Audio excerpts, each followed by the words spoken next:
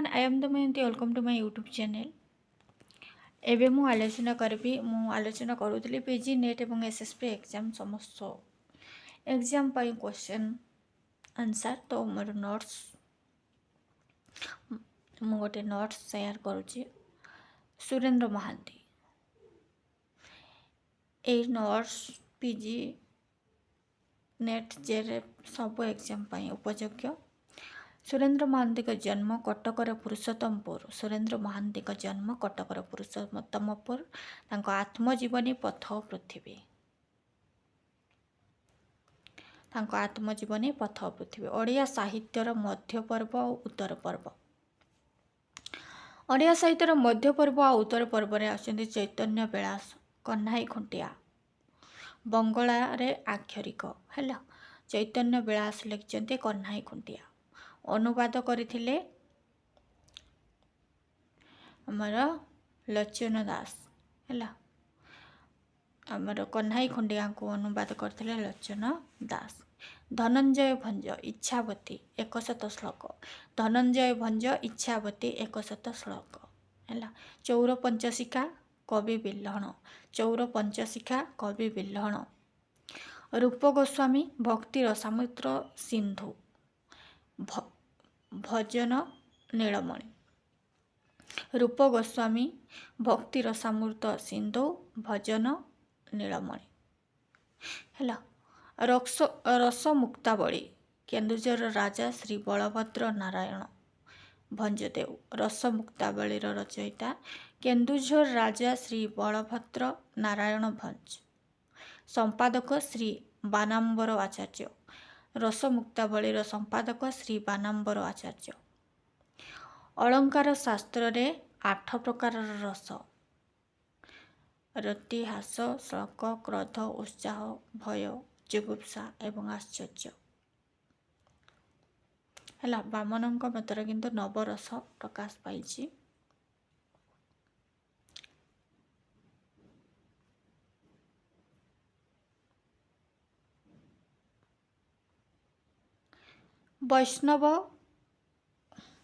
वैष्णव रस शास्त्र रे 12 प्रकार रस हैला।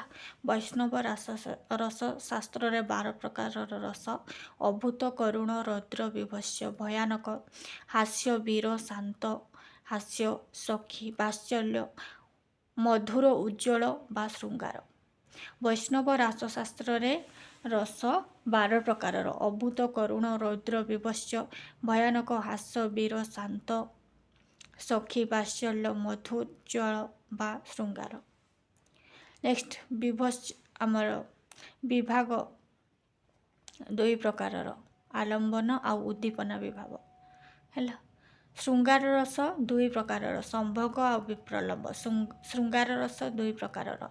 संभोग आ विप्रलंब। संभोग श्रृंगार रे मिलन। विप्रलंब श्रृंगार रे विरह। विप्रलंब 4 प्रकार। पूर्वराग, चित्रपट, दर्शन रे नायक नायिकांकर भाव। पूर्वराग रे चित्रपट, दर्शन रे नायक नायिकांक भाव। मान मिलन पथरे संभोग को आहुरी निबिड़ करिबा पई एक समसामयिक प्रतिबंधन। प्रेम वैचित्र विच्छेद आशारे मिलन मुहूर्तरे मलिनता।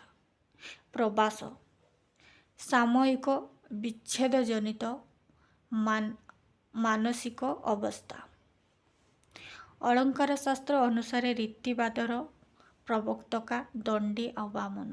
अलंकार शास्त्र अनुसार रीतिवादर प्रवक्तका दंडी आ वामन। दंडी रीति को काव्यर सभाकार धर्म बोली कहिसंती। दंडी रीति को काव्यर सभाकार धर्म बोली कहिसंती। वामन काव्यर आत्मा बोली कहिसंती। रीतित्वात्मा काव्यस्य वामनଙ୍କ मतरे रीतिरात्मा काव्यस्य हैला। दंडी रीति को काव्यर सभाकार धर्म बोली कहिसंती। मन रखिबे एटा एग्जाम रे आसे। अलंकार शास्त्र अनुसार रीतिवादर प्रवक्त कहउछंती दंडी आ वामन हैला।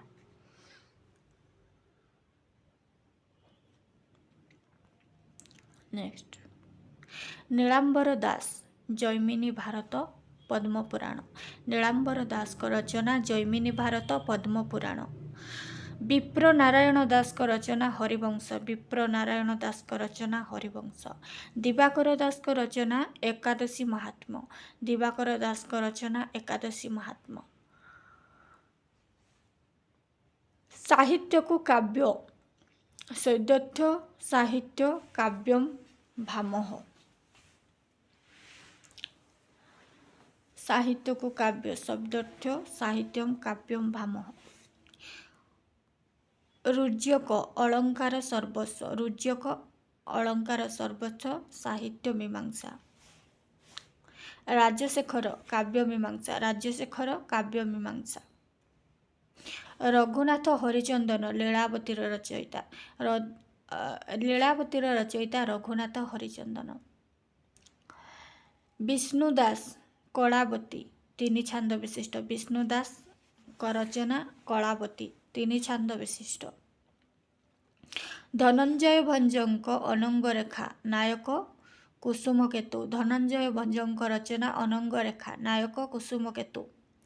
ନାୟିକା ଅନଙ୍ଗରେଖା। ନାୟିକା ଅନଙ୍ଗରେଖା। କୁଞ୍ଜବିହାରୀ ଭ୍ରମରବର ରାୟ ପ୍ରେମଶିଳା ନାୟକ ପ୍ରଣୟ। କୁଞ୍ଜବିହାରୀ ଭ୍ରମରବର ରାୟଙ୍କ ରଚନା ପ୍ରେମଶିଳା ନାୟକ ପ୍ରଣୟ। ସାଗର ନାୟିକା ପ୍ରେମଶିଳା। ନରସିଂହ ସେଣ ପରିମଳା କାବ୍ୟ ନାୟକ ଗନ୍ଧର୍ବ ଚିତ୍ରରଥ। ନରସିଂହ ସେଣ ପରିମଳା କାବ୍ୟ ନାୟକ ଗନ୍ଧର୍ବ ଚିତ୍ରରଥ। ନାୟିକା ପରିମଳା। ନାୟିକା ପରିମଳା। ଏକ ମୋ ନାମ ଅପ୍ସରୀ ତିଳୋତ୍ତମା। ନେକ୍ସଟ ଶ୍ରୀଧର ଦାସ କାଞ୍ଚନଲତା। ଶ୍ରୀଧର ଦାସଙ୍କ ରଚନା କାଞ୍ଚନଲତା। ମନୋଜ ବସୁଧାଂଶୁ ନାୟକ କୁସୁମ ହାସୀ କାଞ୍ଚନଲତା ହେଲା। ନାୟକ କୁସୁମ ହାସୀ ନାୟିକା କାଞ୍ଚନଲତା। ନେକ୍ସଟ ଅର୍ଜୁନ ଦାସ କଳ୍ପଲତା। ଅର୍ଜୁନ ଦାସ କଳ୍ପଲତା ନାୟକ ଗନ୍ଧର୍ବ ବସନ୍ତ ନାୟିକା ଅମର ଟିଚର। ନାୟିକା କଳ୍ପଲତା।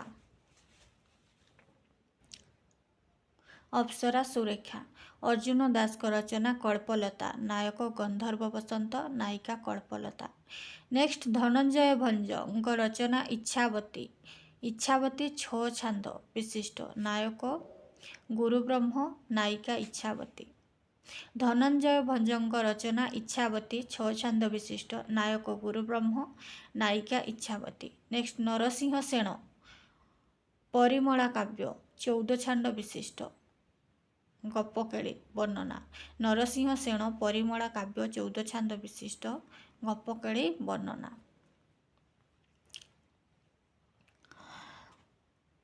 ପୁରୁଷୋତ୍ତମ ଦେବ ରଚନା ଅଭିନବ ଗୀତ ଗୋବିନ୍ଦ ମହାକାବ୍ୟ।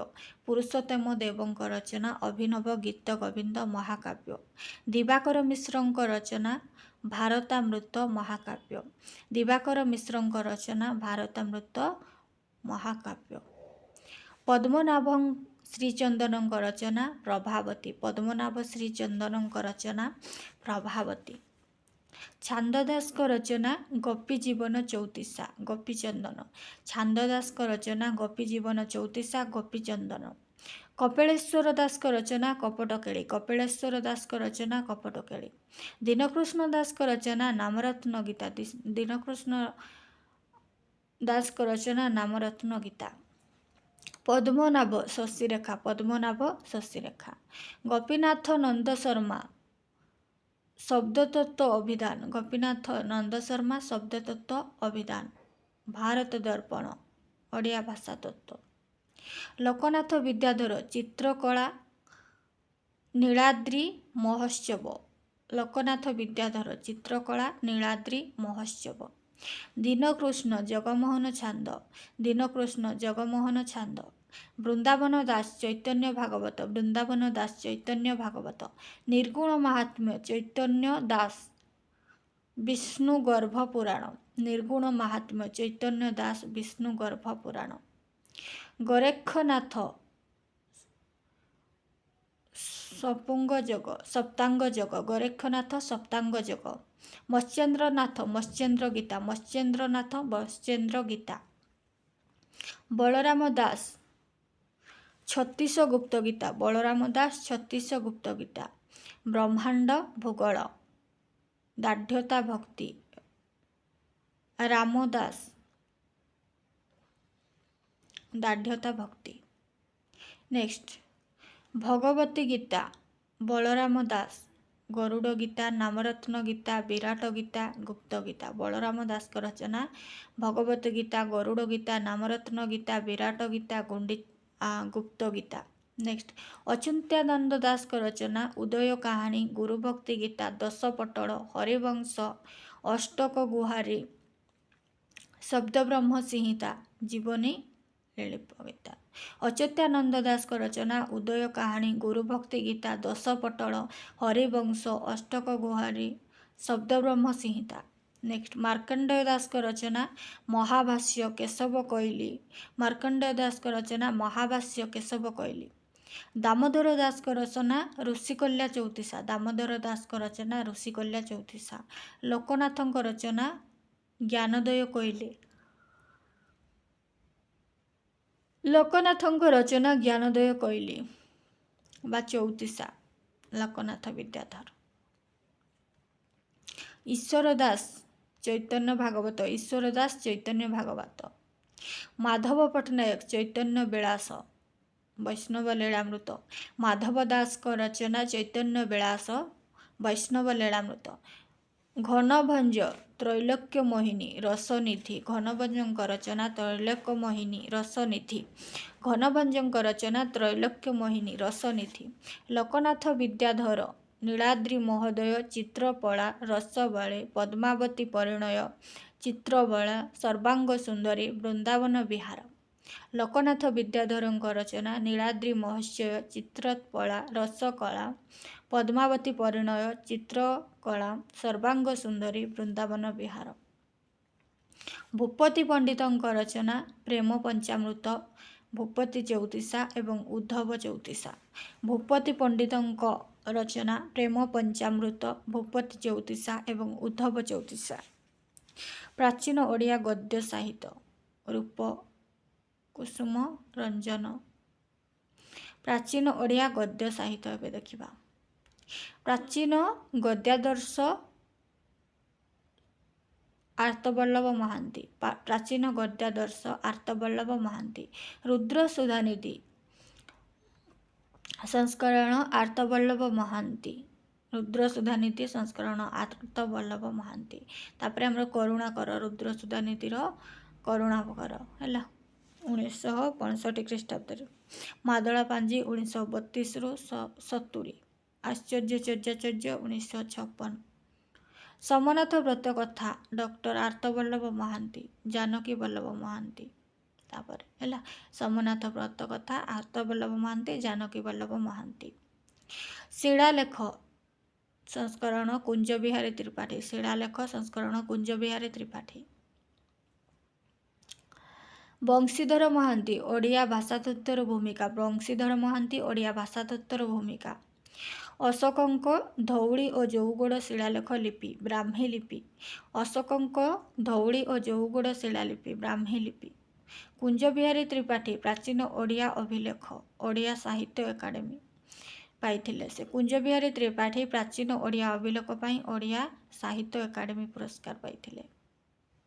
କୁଞ୍ଜ ବିହାରୀ ତ୍ରିପାଠୀ ଉର୍ଜାମ ଶିଳାଲେଖ ସର୍ବପ୍ରାଚୀନ ଶିଳାଲେଖ ଉର୍ଜାମ ଶିଳାଲେଖ। ଦ୍ୱିତୀୟ ଚନ୍ଦ୍ରହସ୍ତ ଦେବଙ୍କର ଲୋକକଥା କୁଞ୍ଜ ବିହାରୀ ତ୍ରିପାଠୀ ଉର୍ଜାମ ଶିଳାଲେଖ 1051 ଖ୍ରୀଷ୍ଟାବ୍ଦ ସର୍ବପ୍ରାଚୀନ ଶିଳାଲେଖ। ଆନ୍ଧ୍ରପ୍ରଦେଶର ଶିଳାଲେଖ ଉର୍ଜାମ ଗ୍ରାମରୁ ଆବିଷ୍କୃତ। ଏହାର ଲିପି ନାଗରୀ ଭାଷା ବିକୃତ ସଂସ୍କୃତ ତେଲୁଗୁ ଆଉ ଓଡ଼ିଆ। ଆନ୍ଧ୍ରପ୍ରଦେଶର ଶିଳାଲେଖ ଉର୍ଜାମ ଗ୍ରାମରୁ ଆବିଷ୍କୃତ।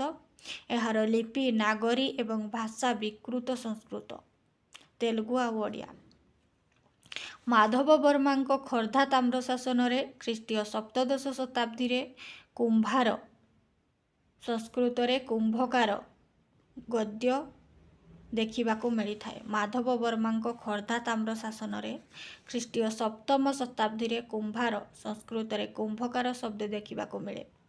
ଅନନ୍ତଦେବ ବର୍ମାଙ୍କ ମଞ୍ଜୁସା ତାମ୍ର ଶାସନରେ ଭିତରୁ ବା ଅଭ୍ୟନ୍ତରୁ 15 ବା ପଞ୍ଚଦଶ ଶବ୍ଦର ଗଦ୍ୟ ରୂପ ଦେଖିବାକୁ ମିଳେ। କୁଞ୍ଜ ବିହାରୀ ତ୍ରିପାଠୀଙ୍କ ମତ ଅନନ୍ତଦେବ ବର୍ମାଙ୍କ ମଞ୍ଜୁସା ତାମ୍ର ଶାସନରେ ଭିତରୁ ଆଉ 15 ଦେଖିବାକୁ ମିଳେ ହେଲା। ଭିତରୁର ଅର୍ଥ ଅଭ୍ୟନ୍ତର, 15ର ପଞ୍ଚଦଶ। କାହା ମତ? କୁଞ୍ଜ ବିହାରୀ ତ୍ରିପାଠୀଙ୍କ ମତ। ଦୈଭାଷିକ ଶିଳାଲେଖ ଭୁବନେଶ୍ୱର ଦ୍ୱିତୀୟ ନରସିଂହ ଦେବ ଦୈଭାଷିକ ଶିଳାଲେଖ 1249 ଖ୍ରୀଷ୍ଟାବ୍ଦ ଦ୍ୱିତୀୟ ନରସିଂହ ଦେବ। ଏଥିରେ ଗୋଟିଏ ପାର୍ଶ୍ୱରେ ତାମିଲ ଲିପି ଓ ଅନ୍ୟ ପାର୍ଶ୍ୱରେ ପ୍ରତ୍ନ ଓଡ଼ିଆ ଲିପି ଦେଖିବାକୁ ମିଳିଥାଏ। ଦୈଭାଷିକ ଶିଳାଲେଖ ଭୁବନେଶ୍ୱରରେ 1249 ଦୈଭାଷିକ ଶିଳାଲେଖ 1249 ଖ୍ରୀଷ୍ଟାବ୍ଦ ଦ୍ୱିତୀୟ ନରସିଂହ ଦେବଙ୍କ ସମୟରେ। ଏଥିରେ ଗୋଟିଏ ପାର୍ଶ୍ୱରେ ତାମିଲ ଲିପି ଓ ଅନ୍ୟ ପାର୍ଶ୍ୱରେ ପ୍ରତ୍ନ ଓଡ଼ିଆ ଲିପି ଦେଖିବାକୁ ମିଳେ। ପୂର୍ଣ୍ଣାଙ୍ଗ ଓଡ଼ିଆ କାବ୍ୟ ଥିବା ପ୍ରଥମ ଅଭିଲେଖ। ଦେବକହି ଭକତି ଚରଣ ଅଛନ୍ତି ଭ କୁମାର ସେଣ ହେଲା। ଆମର ଦୈଭାଷିକ ଶିଳାଲେଖରେ ଅଛି ଦେବକହି ଭକତି କରୁଣ ଅଛନ୍ତି ଭ କୁମାର ସେଣ। ଆମର ଗଣ୍ଡିବେଡ଼ ଶିଳାଲେଖ ହେଲା ତୃତୀୟ ଶତାବ୍ଦୀ। ଏଇଟା ଏକ୍ଜାମରେ ଆସେ। ଗଣ୍ଡିବେଡ଼ ଶିଳାଲେଖରେ କ'ଣ ଲେଖା ଅଛି ନା ଦେବକହି ଭକତି କରୁଣ ଅଛନ୍ତି ଭ କୁମାର ସେଣ। ଗଣ୍ଡିବେଡ଼ ଶିଳାଲେଖ ଦେବକହି ଭକତି କରୁଣ ଅଛନ୍ତି ଭ କୁମାର ସେଣ। କୁଞ୍ଜ ବିହାରୀ ତ୍ରିପାଠୀଙ୍କ ପ୍ରାଚୀନ ଅଭିଲେଖ କୁଞ୍ଜ ବିହାରୀ ତ୍ରିପାଠୀଙ୍କ ପ୍ରାଚୀନ ଅଭିଲେଖ ପୁସ୍ତକରେ ବର୍ତ୍ତମାନ ସୁଦ୍ଧା 80 ଗୋଟି ଅଭିଲେଖ ପ୍ରକାଶ ପାଇଥିବାର କହିଛନ୍ତି। କୁଞ୍ଜ ବିହାରୀ ତ୍ରିପାଠୀଙ୍କ ପ୍ରାଚୀନ ପୁସ୍ତକରେ ବର୍ତ୍ତମାନ ସୁଦ୍ଧା 80 ଗୋଟି ଅଭିଲେଖ ପ୍ରକାଶ ହୋଇଥିବାର କହିଛନ୍ତି। ସେଥିରୁ 80ଟି ବଙ୍ଗବଂଶ ରାଜତ୍ୱ ସମୟର।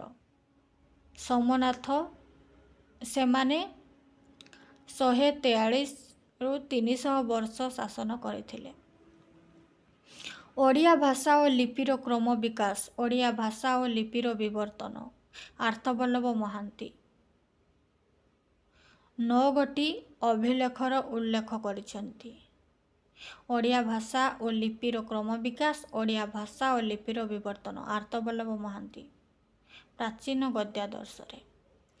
ସୂର୍ଯ୍ୟବଂଶ ରାଜତ୍ୱ କାଳର 50 ଗୋଟି ଅଭିଲେଖ ଆବିଷ୍କୃତ। ସୂର୍ଯ୍ୟବଂଶ ରାଜତ୍ୱ କାଳରେ 50 ଗୋଟି ଅଭିଲେଖ ଆବିଷ୍କୃତ। ନେକ୍ସଟ ଚଡ଼ଗଙ୍ଗ ଦେବ 1135ରେ ଜଗନ୍ନାଥ ମନ୍ଦିର ନିର୍ମାଣ କାର୍ଯ୍ୟ ଆରମ୍ଭ କରିଥିଲେ। ଚଡ଼ଗଙ୍ଗ ଦେବ 1135ରେ ଜଗନ୍ନାଥ ମନ୍ଦିର ନିର୍ମାଣ କାର୍ଯ୍ୟ ଆରମ୍ଭ କରିଥିଲେ।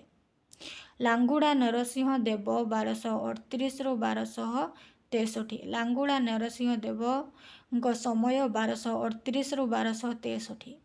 ପ୍ରତାପ ପୁତ୍ର ଲାଙ୍ଗୁଳା ନରସିଂହ ଦେବଙ୍କ ପୁତ୍ର ଭାନୁଦେବ ତାଙ୍କର ସମୟ 1236ରୁ 1269।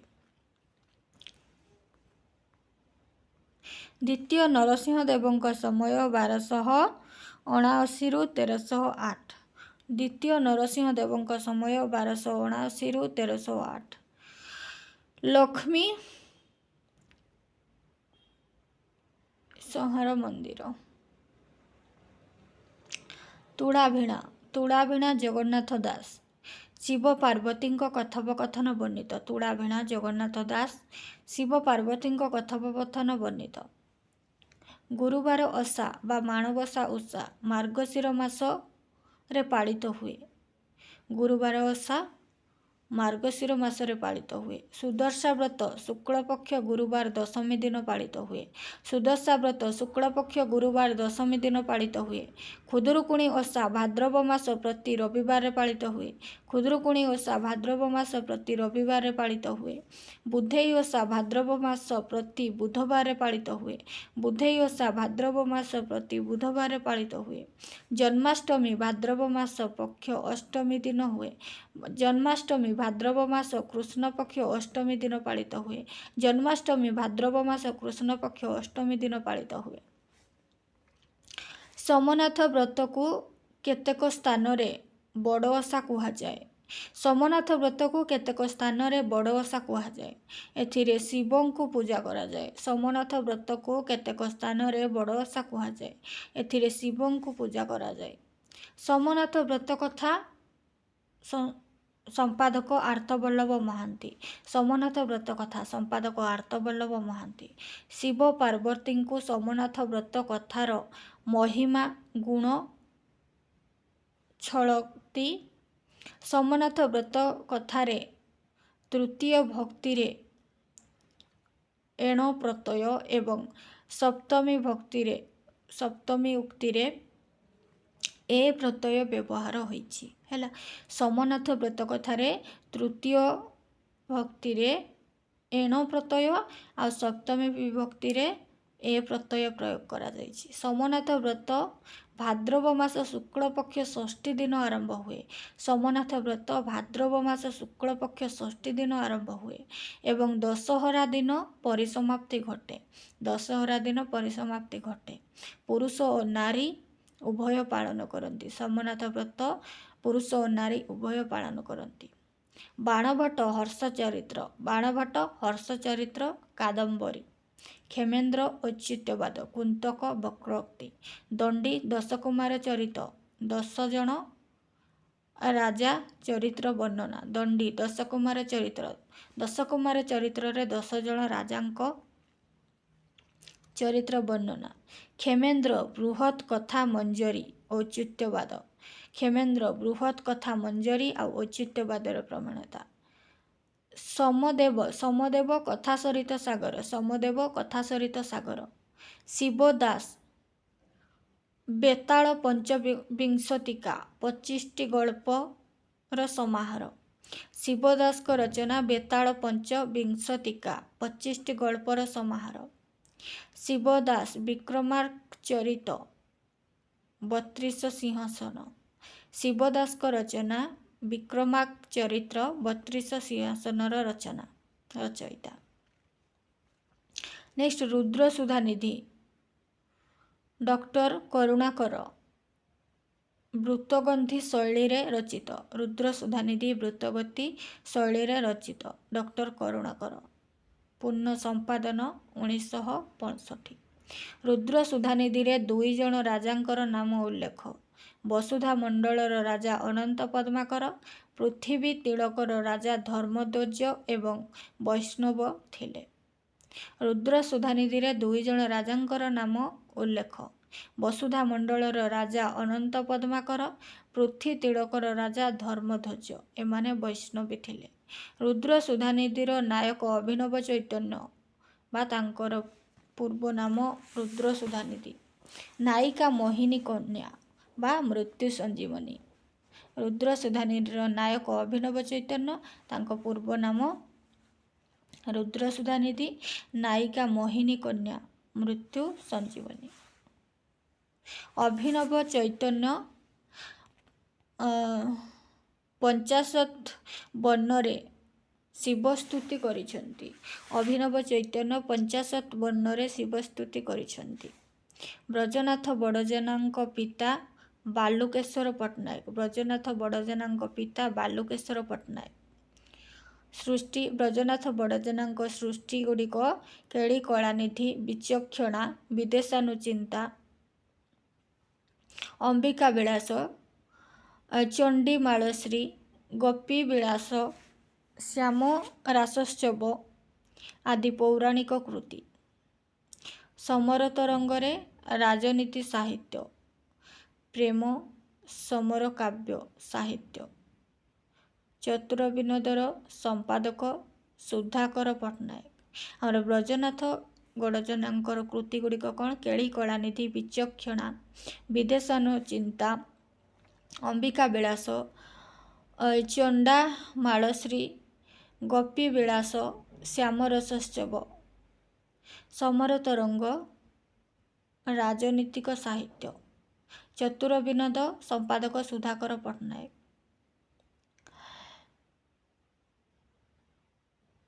ରାଜାଙ୍କ ଛଳକ୍ତିରେ ନିଜ ଜୀବନର ବିଷାଦମୟ ଚିତ୍ର ବର୍ଣ୍ଣନା ଚତୁର ବିନୋଦରେ। ଗୁଣ୍ଡିଚା ବିଜେ ହିନ୍ଦୀ ଭାଷାରେ ରଚିତ। ଗୁଣ୍ଡିଚା ବିଜେ ହିନ୍ଦୀ ଭାଷାରେ ରଚିତ। ସମର ତରଙ୍ଗ ଓଡ଼ିଆ ସାହିତ୍ୟର ପ୍ରଥମ ଗଦ୍ୟ ରଚନା। ସମର ତରଙ୍ଗ ଓଡ଼ିଆ ସାହିତ୍ୟର ପ୍ରଥମ ଗଦ୍ୟ ରଚନା। ଚତୁର ବିନୋଦରେ ହାସ୍ୟ ବିନୋଦ, ରସ ବିନୋଦ, ନୀତି ବିନୋଦ, ପ୍ରୀତି ବିନୋଦ ହେଲା। ଆମର ହାସ୍ୟ ବିନୋଦର ଚରିତ୍ର ହେଉଛନ୍ତି ମାର୍ଜାରମୁଖ ଆଉ ବେଳାପମୁଖୀ। ହାସ୍ୟ ବିନୋଦର ଚରିତ୍ର ମାର୍ଜାରମୁଖ ଆଉ ବେଳାପମୁଖୀ। ରସ ବିନୋଦର ଚରିତ୍ର ତରୁଣକାନ୍ତ ଆଉ ହେମାଙ୍ଗୀ, ଆଉ ଗୋଟେ ଛୋଟ ଦ୍ୱାରୀ ଅଛି। ରସ ବିନୋଦର ଚରିତ୍ର ତରୁଣକାନ୍ତ, ମୁଖ୍ୟ ଚରିତ୍ର ତରୁଣକାନ୍ତ ଆଉ ହେମାଙ୍ଗୀ। ନୀତି ବିନୋଦର ଚରିତ୍ର କୁନ୍ଦରେଖା ଆଉ ପୁଣ୍ଡରିକ। ନୀତି ବିନୋଦର ଚରିତ୍ର କୁଣ୍ଡରେଖା ଆଉ ପୁଣ୍ଡରିକ। ପ୍ରୀତି ବିନୋଦର ଚରିତ୍ର ରାଣୀ ପଦ୍ମାବତୀ ଆଉ ରାଜାର ନାମ ସୁମଣ୍ଡଳ ନା କ'ଣ ମନେ ପଡ଼ୁନି। ଚତୁର ବିନୋଦରେ 18ଟି ଗଳ୍ପ ରହିଛି। ପ୍ରୀତି ବିନୋଦ ଆମର 6ଟି ସୂତ୍ର, 6ଟି ସୂଚିତ ଏବଂ 6ଟି ଉପଗଳ୍ପ ହେଲା। ପ୍ରୀତି ବିନୋଦରେ 6ଟି ସୂଚିତ୍ର ଏବଂ 6ଟି ଉପଗଳ୍ପ। ଷଠପ୍ରୀତି ଆମର ଦେଶାତ୍ମକ କାହାଣୀ। ଷଠପ୍ରୀତିରେ ଦେଶାତ୍ମକ କାହାଣୀ। ହାସ୍ୟ ବିନୋଦ ଗୋଟିଏ ଶାଖା ଗଳ୍ପ, ମାର୍ଜରମୁଖ ଆଉ ବେଳାପମୁଖୀ। ରସ ବିନୋଦରେ 3ଟି ଗଳ୍ପ, ତରୁଣକାନ୍ତ ଆଉ ହେମାଙ୍ଗୀ କଥା। ନୀତି ବିନୋଦରେ 3ଟି ଶାଖା ଗଳ୍ପ, ପୁଣ୍ଡରିକ ଆଉ କୁନ୍ଦରେଖା। ଚତୁର ବିନୋଦରେ 9 ସ୍ଥାନରେ ଲ ଏବଂ ଲ ସ୍ଥାନରେ ନର ବ୍ୟବହାର ରହିଛି। ଚତୁର ବିନୋଦରେ 9 ସ୍ଥାନରେ ଲ ଏବଂ ଲ ସ୍ଥାନରେ ନର ବ୍ୟବହାର କରାଯାଇଛି। ନତାକୁ ଲତା ଲେଖାଯାଇଛି, ନାଭିକୁ ଲାଭି ଲେଖାଯାଇଛି। ନତାକୁ ଲତା ଲେଖାଯାଇଛି, ନାଭିକୁ ଲାଭି ଲେଖାଯାଇଛି। କଳାପାହାଡ଼ 1508ରେ ଓଡ଼ିଶା ଆକ୍ରମଣ କରିଥିଲା। କଳାପାହାଡ଼ 1508ରେ ଓଡ଼ିଶା ଆକ୍ରମଣ କରିଥିଲା। ତାର ଉଦ୍ଦେଶ୍ୟ ଥିଲା ମନ୍ଦିର ଲୁଣ୍ଠନ କରିବା ଏବଂ ହିନ୍ଦୁ ଦେବାଦେବୀଙ୍କ ମୂର୍ତ୍ତିକୁ ଧ୍ୱଂସ କରିବା। କଳାପାହାଡ଼ 1908ରେ ଓଡ଼ିଶା ଆକ୍ରମଣ କରିଥିଲା। ଗୋପାଳଚନ୍ଦ୍ର ପ୍ରହରାଜ 10 କୋଶ ପୂର୍ଣ୍ଣଚନ୍ଦ୍ର ଓଡ଼ିଆ ଭାଷାକୋଷ। ଗୋପାଳଚନ୍ଦ୍ର ପ୍ରହରାଜ ଶବ୍ଦକୋଷ ପୂର୍ଣ୍ଣଚନ୍ଦ୍ର ଓଡ଼ିଆ ଭାଷାକୋଷ ହେଲା। ଆମର ସବୁଠାରୁ ବଡ଼ ଡିକ୍ସନାରୀ ହେଉଛି ପୂର୍ଣ୍ଣଚନ୍ଦ୍ର ଓଡ଼ିଆ ଭାଷାକୋଷ। ଶବ୍ଦକୋଷ ପୂର୍ଣ୍ଣଚନ୍ଦ୍ର ଓଡ଼ିଆ ଭାଷାକୋଷ ଗୋପାଳ ପ୍ରହରାଜ। ରାଧାମୋହନ ଗଡ଼ନାୟକଙ୍କ କବିତା ସତ୍ୟ ଓ ଶକ୍ତି। ରାଧାମୋହନ ଗଡ଼ନାୟକଙ୍କ କବିତା ସତ୍ୟ ଓ ଶକ୍ତି। ଗଦାବରୀଶ ମିଶ୍ର ପୁରୁଷୋତ୍ତମ ଦେବ କାଞ୍ଚି ବିଜୟ ନାଟକ। ଗଦାବରୀଶ ମିଶ୍ରଙ୍କ ରଚନା ପୁରୁଷୋତ୍ତମ ଦେବ କାବ୍ୟ କାଞ୍ଚି ବିଜୟ ନାଟକ। ଭିକାରୀ ଚରଣ ପଟ୍ଟନାୟକଙ୍କ ରଚନା ରାଜଗୁରୁ ପୁରୁଷୋତ୍ତମ ଦେବ। ଭିକାରୀ ଚରଣ ପଟ୍ଟନାୟକଙ୍କ ରଚନା ରାଜଗୁରୁ ପୁରୁଷୋତ୍ତମ ଦେବ। ରାମଶଙ୍କର ରାୟଙ୍କ ରଚନା କାଞ୍ଚି କାବେରୀ ନାଟକ। ରାମଶଙ୍କର ନାୟକଙ୍କ ରଚନା କାଞ୍ଚି କାବେରୀ ନାଟକ। କପିଳେନ୍ଦ୍ର ଦେବଙ୍କ ରଚନା ପରଶୁରାମ ବିଜୟ ନାଟକ। କପିଳେନ୍ଦ୍ର ଦେବଙ୍କ ରଚନା ପରଶୁରାମ ବିଜୟ ନାଟକ। କୁଞ୍ଜ ବିହାରୀ ତ୍ରିପାଠୀଙ୍କ ଗବେଷଣା ନିବନ୍ଧ 71ଟି ଶିଳାଲେଖ ଓ ସମ୍ବନ୍ଧ ବିବରଣୀ କରିଛନ୍ତି। ସିଂହଳରେ ଧାତୁବଂଶ ଆସାମ ବୁରୁଞ୍ଜି। ସିଂହଳରେ ଧାତୁବଂଶ ଆସାମରେ ବୁରୁଞ୍ଜି, କାଶ୍ମୀରରେ ରାଜତରଙ୍ଗିଣୀ। ସିଂହଳରେ ଧାତୁବଂଶ ଆସାମରେ ବୁରୁଞ୍ଜି, କାଶ୍ମୀରରେ ରାଜତରଙ୍ଗିଣୀ। ନୀଳାମ୍ବର ବିଦ୍ୟାଧର ପ୍ରସ୍ତାବ ଚିନ୍ତାମଣି। ନୀଳାମ୍ବର ବିଦ୍ୟାଧର ପ୍ରସ୍ତାବ ଚିନ୍ତାମଣି 1873 ସାଲରେ ବ୍ରହ୍ମପୁର ବିଶ୍ୱବିଦ୍ୟାଳୟର ସଂରକ୍ଷିତ ତାଳପତ୍ର ପୋଥିରୁ କେଦାରନାଥ ମହାଗାତ୍ରଙ୍କର ଦ୍ୱାରା ଆବିଷ୍କୃତ। ନୀଳାମ୍ବର ବିଦ୍ୟାଧର ପ୍ରସ୍ତାବ ଚିନ୍ତାମଣି ରଚନା କରିଛନ୍ତି। ପ୍ରସ୍ତାବ ଚିନ୍ତାମଣି ଆମର 1873 ସାଲରେ ବ୍ରହ୍ମପୁର ବିଶ୍ୱବିଦ୍ୟାଳୟର ସଂରକ୍ଷିତ ତାଳପତ୍ର ପୋଥିରୁ କେଦାରନାଥ ମହାପାତ୍ରଙ୍କ ଦ୍ୱାରା ଆବିଷ୍କୃତ। ପ୍ରସ୍ତାବ ଚିନ୍ତାମଣି ଏକ ପ୍ରେମମୂଳକ ସାମାଜିକ କାହାଣୀକୁ ଭିତ୍ତି କରି ରଚିତ।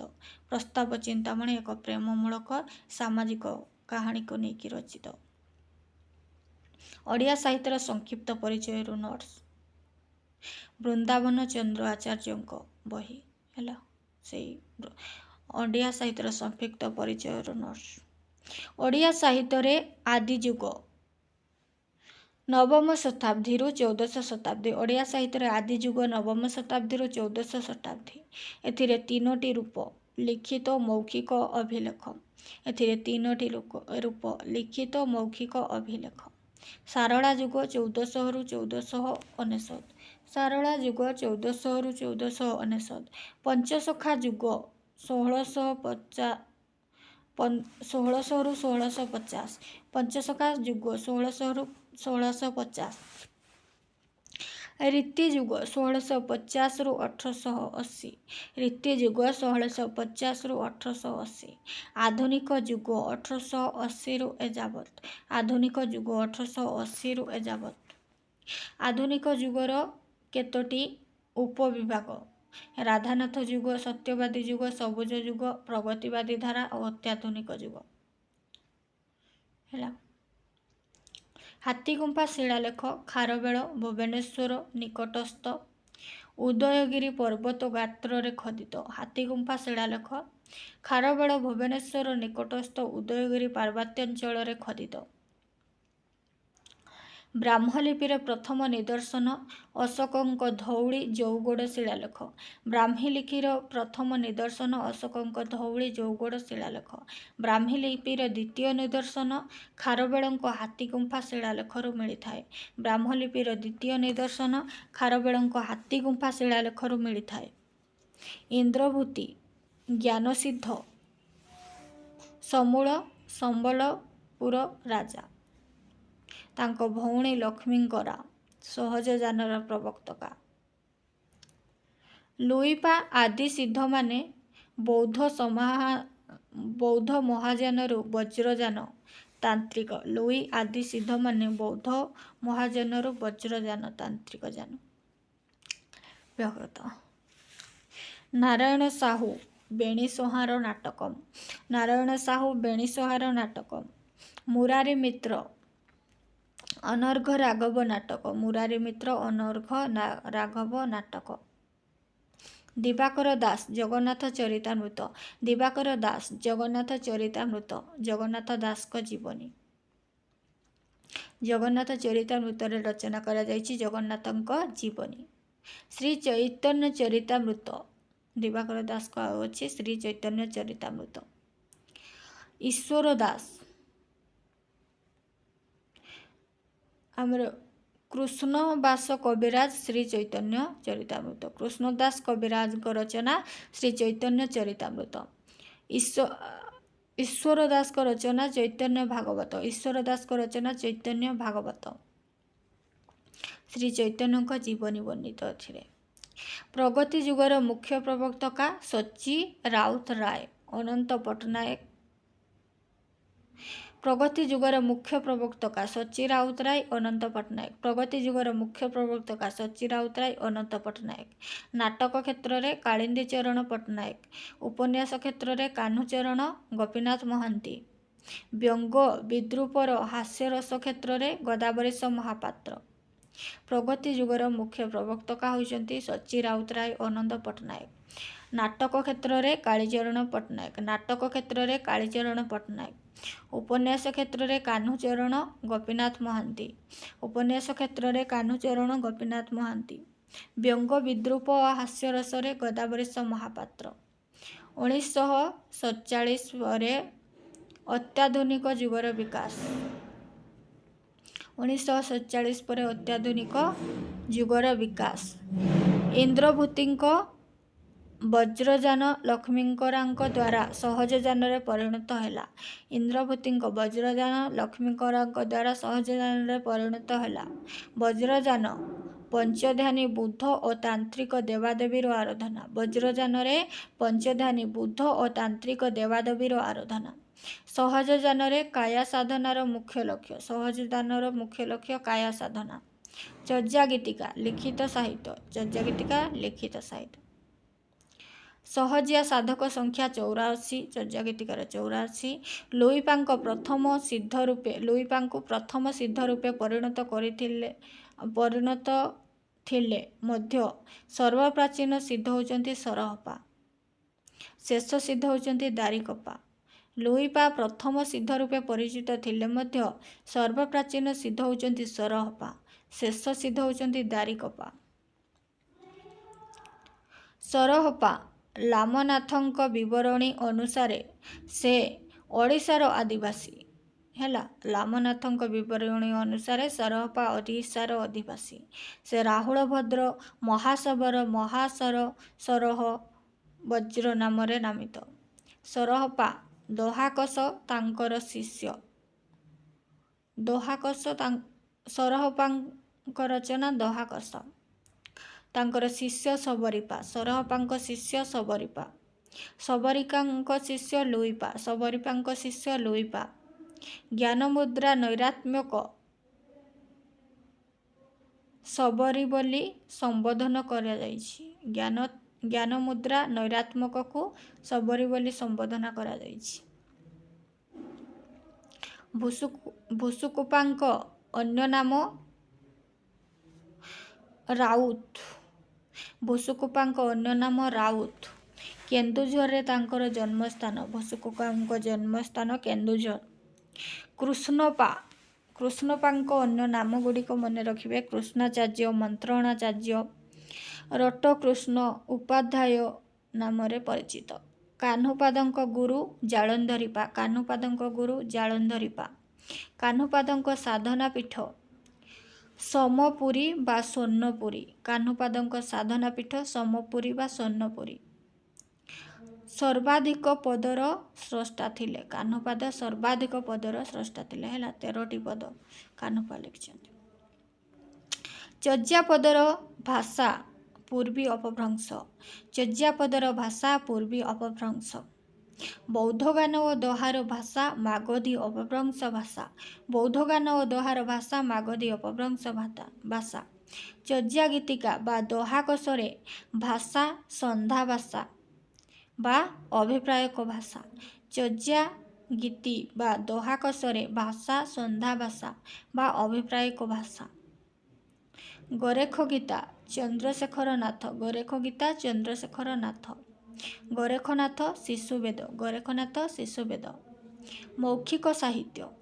ମୌଖିକ ସାହିତ୍ୟର ଅର୍ଥ ଯାହା ଲୋକମୁଖରେ ପ୍ରଚଳିତ। ଗୀତ, କଥା ବା କାହାଣୀ, ଢଗଢମାଳି,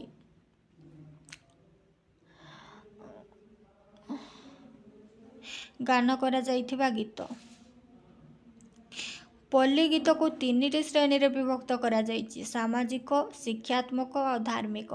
ପଲ୍ଲୀ ଗୀତିକୁ 3 ଶ୍ରେଣୀରେ ବିଭକ୍ତ କରାଯାଇଛି: ସାମାଜିକ, ଶିକ୍ଷାତ୍ମକ ଆଉ ଧାର୍ମିକ। ସାମାଜିକ ହେଉଛି କାନ୍ଦଣା ଗୀତ, ଦୋଳି ଗୀତ, ଖେଳ ଗୀତ। ସାମାଜିକରେ ଯାଉଛନ୍ତି କାନ୍ଦଣା ଗୀତ, ଦୋଳି ଗୀତ, ଖେଳ ଗୀତ। ସାମାଜିକରେ ଯାଉଛନ୍ତି କାନ୍ଦଣା ଗୀତ, ଦୋଳି ଗୀତ, ଖେଳ ଗୀତ। ଶିକ୍ଷାତ୍ମକରେ ଯାଉଛନ୍ତି ଢଗଢମାଳି, ଡାକ ବଚନ। ଧାର୍ମିକରେ ଯାଉଛନ୍ତି ପୁଣିପାଲା, ଘୋଡ଼ାନାଚ ଗୀତ, ଚଇତି ପର୍ବ ଗୀତ, ଉଷା ଓ ପର୍ବପର୍ବାଣୀ ଗୀତ। ଧାର୍ମିକରେ ଯାଉଛନ୍ତି ପୁଣିପାଲା, ଘୋଡ଼ାନାଚ ଗୀତ, ଚଇତି ପର୍ବ ଗୀତ, ଓଡ଼ିଶା ଓ ପର୍ବପର୍ବାଣୀ ଗୀତ। ଅଭିଲେଖ ସାହିତ୍ୟରେ ଯାଉଛନ୍ତି ଉର୍ଜାମ ଶିଳାଲେଖ। ଅଭିଲେଖ ସାହିତ୍ୟ ଉର୍ଜାମ ଶିଳାଲେଖ 1051 ଖ୍ରୀଷ୍ଟାବ୍ଦ ଦ୍ୱିତୀୟ ବଜ୍ରହସ୍ତ ଦେବଙ୍କର ସମୟରେ। ଲିପି ହେଉଛି ଦକ୍ଷିଣୀ ନାଗରୀ ଲିପି। ଭାଷା ଓଡ଼ିଆ ଆଉ ତେଲୁଗୁ। ଉର୍ଜାମ ଶିଳାଲେଖ ହେଉଛି ସର୍ବପ୍ରାଚୀନ ଶିଳାଲେଖ 1051 ଖ୍ରୀଷ୍ଟାବ୍ଦରେ ଦ୍ୱିତୀୟ ବଜ୍ରହସ୍ତ ଦେବଙ୍କ ସମୟରେ। ଲିପି ହେଉଛି ଦକ୍ଷିଣୀ ନାଗରୀ ଲିପି। ଉର୍ଜାମ ଶିଳାଲେଖର ଲିପି ହେଉଛି ଦକ୍ଷିଣୀ ନାଗରୀ ଲିପି। ଭାଷା ଓଡ଼ିଆ ଆଉ ତେଲୁଗୁ। ମାନ୍ଦ୍ରାଜ ମ୍ୟୁଜିୟମରୁ କଲିକତା ବିଶ୍ୱବିଦ୍ୟାଳୟରେ ସଂରକ୍ଷିତ ଅଛି। ହେଲା, ଉର୍ଜାମ ଶିଳାଲେଖ ଆମର ମାଦ୍ରାଜ ମ୍ୟୁଜିୟମରୁ ସଂଗୃହୀତ। କଲିକତା ବିଶ୍ୱବିଦ୍ୟାଳୟରେ ବର୍ତ୍ତମାନ ସଂରକ୍ଷିତ ଅଛି। ଦୈଭାଷିକ ଶିଳାଲେଖ 1249 ଖ୍ରୀଷ୍ଟାବ୍ଦ। ଦୈଭାଷିକ ଶିଳାଲେଖ 1249 ଖ୍ରୀଷ୍ଟାବ୍ଦ। ନରସିଂହ ଦେବଙ୍କ ସମୟରେ ଭାଷା ଓଡ଼ିଆ ଓ ତାମିଲ। ଦୈଭାଷିକ ଶିଳାଲେଖର ଭାଷା ଓଡ଼ିଆ ଓ ତାମିଲ। କଲିକତା ଆଶୁତୋଷ ମ୍ୟୁଜିୟମରେ ସଂରକ୍ଷିତ ଅଛି। କଲିକତା ଆଶୁତୋଷ ମ୍ୟୁଜିୟମରେ ସଂରକ୍ଷିତ ଅଛି। ସାରଳା ଯୁଗ। ସାରଳା ଦାସ ସୌପ୍ତିକ, ଅନୁଶାସନିକ ଏବଂ ମହାପ୍ରସ୍ଥାନିକ ପର୍ବକୁ ତ୍ୟାଗ କରି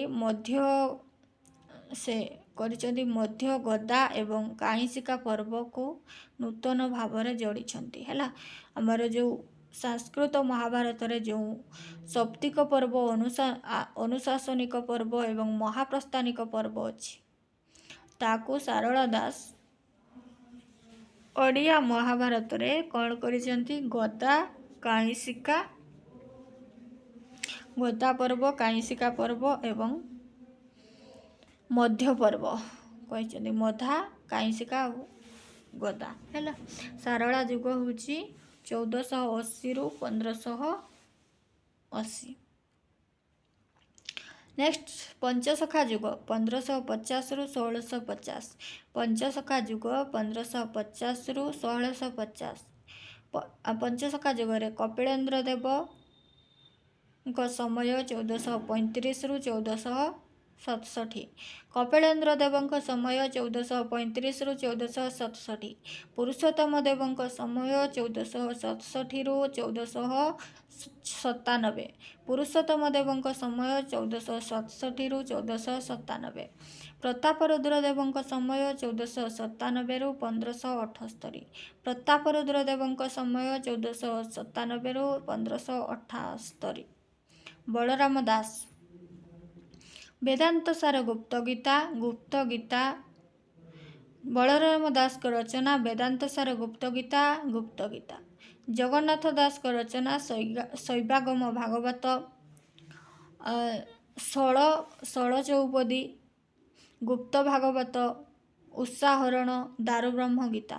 ଜଗନ୍ନାଥ ଦାସଙ୍କ ରଚନା ଶୈବାଗମ ଭାଗବତ, ଷୋଳ ଚଉପଦୀ, ଗୁପ୍ତ ଭାଗବତ, ଉଷାହରଣ, ଦାରୁବ୍ରହ୍ମ ଗୀତା। ଜଗନ୍ନାଥ ଦାସ ଭାଗବତରେ 11 ସ୍କନ୍ଧ ପର୍ଯ୍ୟନ୍ତ ରଚନା କରିଥିଲେ। ତାପରେ 12 ସ୍କନ୍ଧକୁ ମହାଦେବ ଦାସ ରଚନା କରିଥିଲେ। 12 ସ୍କନ୍ଧକୁ ମହାଦେବ ଦାସ ରଚନା କରିଥିଲେ।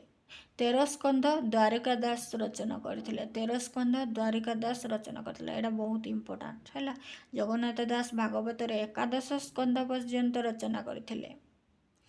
12 ସ୍କନ୍ଧକୁ ମହାଦେବ ଦାସ ରଚନା କରିଥିଲେ। 13 ସ୍କନ୍ଧକୁ ଦ୍ୱାରକା ଦାସ। ଅଚ୍ୟୁତାନନ୍ଦଙ୍କ ରଚନା ଆମେ ପଢ଼ୁଛୁ ପଞ୍ଚସଖା। ହେଲା, ଅଚ୍ୟୁତାନନ୍ଦଙ୍କ ରଚନା ହରିବଂଶ 3 ଖଣ୍ଡରେ ରଚିତ ହୋଇଥିବାରୁ ଏହାକୁ 7 ଖଣ୍ଡିଆ ହରିବଂଶ ମଧ୍ୟ କୁହାଯାଏ। ଅଚ୍ୟୁତାନନ୍ଦଙ୍କ ହରିବଂଶ 3 ଖଣ୍ଡରେ ରଚିତ ହୋଇଥିବାରୁ ଏହାକୁ 7 ଖଣ୍ଡିଆ ହରିବଂଶ ମଧ୍ୟ କୁହାଯାଏ। ଶବ୍ଦ ବ୍ରହ୍ମ ସଂହିତା ଜୀବନୀ ବର୍ଣ୍ଣନା। ଶବ୍ଦ ବ୍ରହ୍ମ ସଂହିତାରେ ଜୀବନୀ ବର୍ଣ୍ଣନା ଅଚ୍ୟୁତାନନ୍ଦଙ୍କର। ହେଲା, ଯଶୋବନ୍ତ ଦାସ। ନେକ୍ସଟ ଯଶୋବନ୍ତ ଦାସଙ୍କ 84 ଆଜ୍ଞାରେ ତାଙ୍କର ଜୀବନୀ ବର୍ଣ୍ଣନା।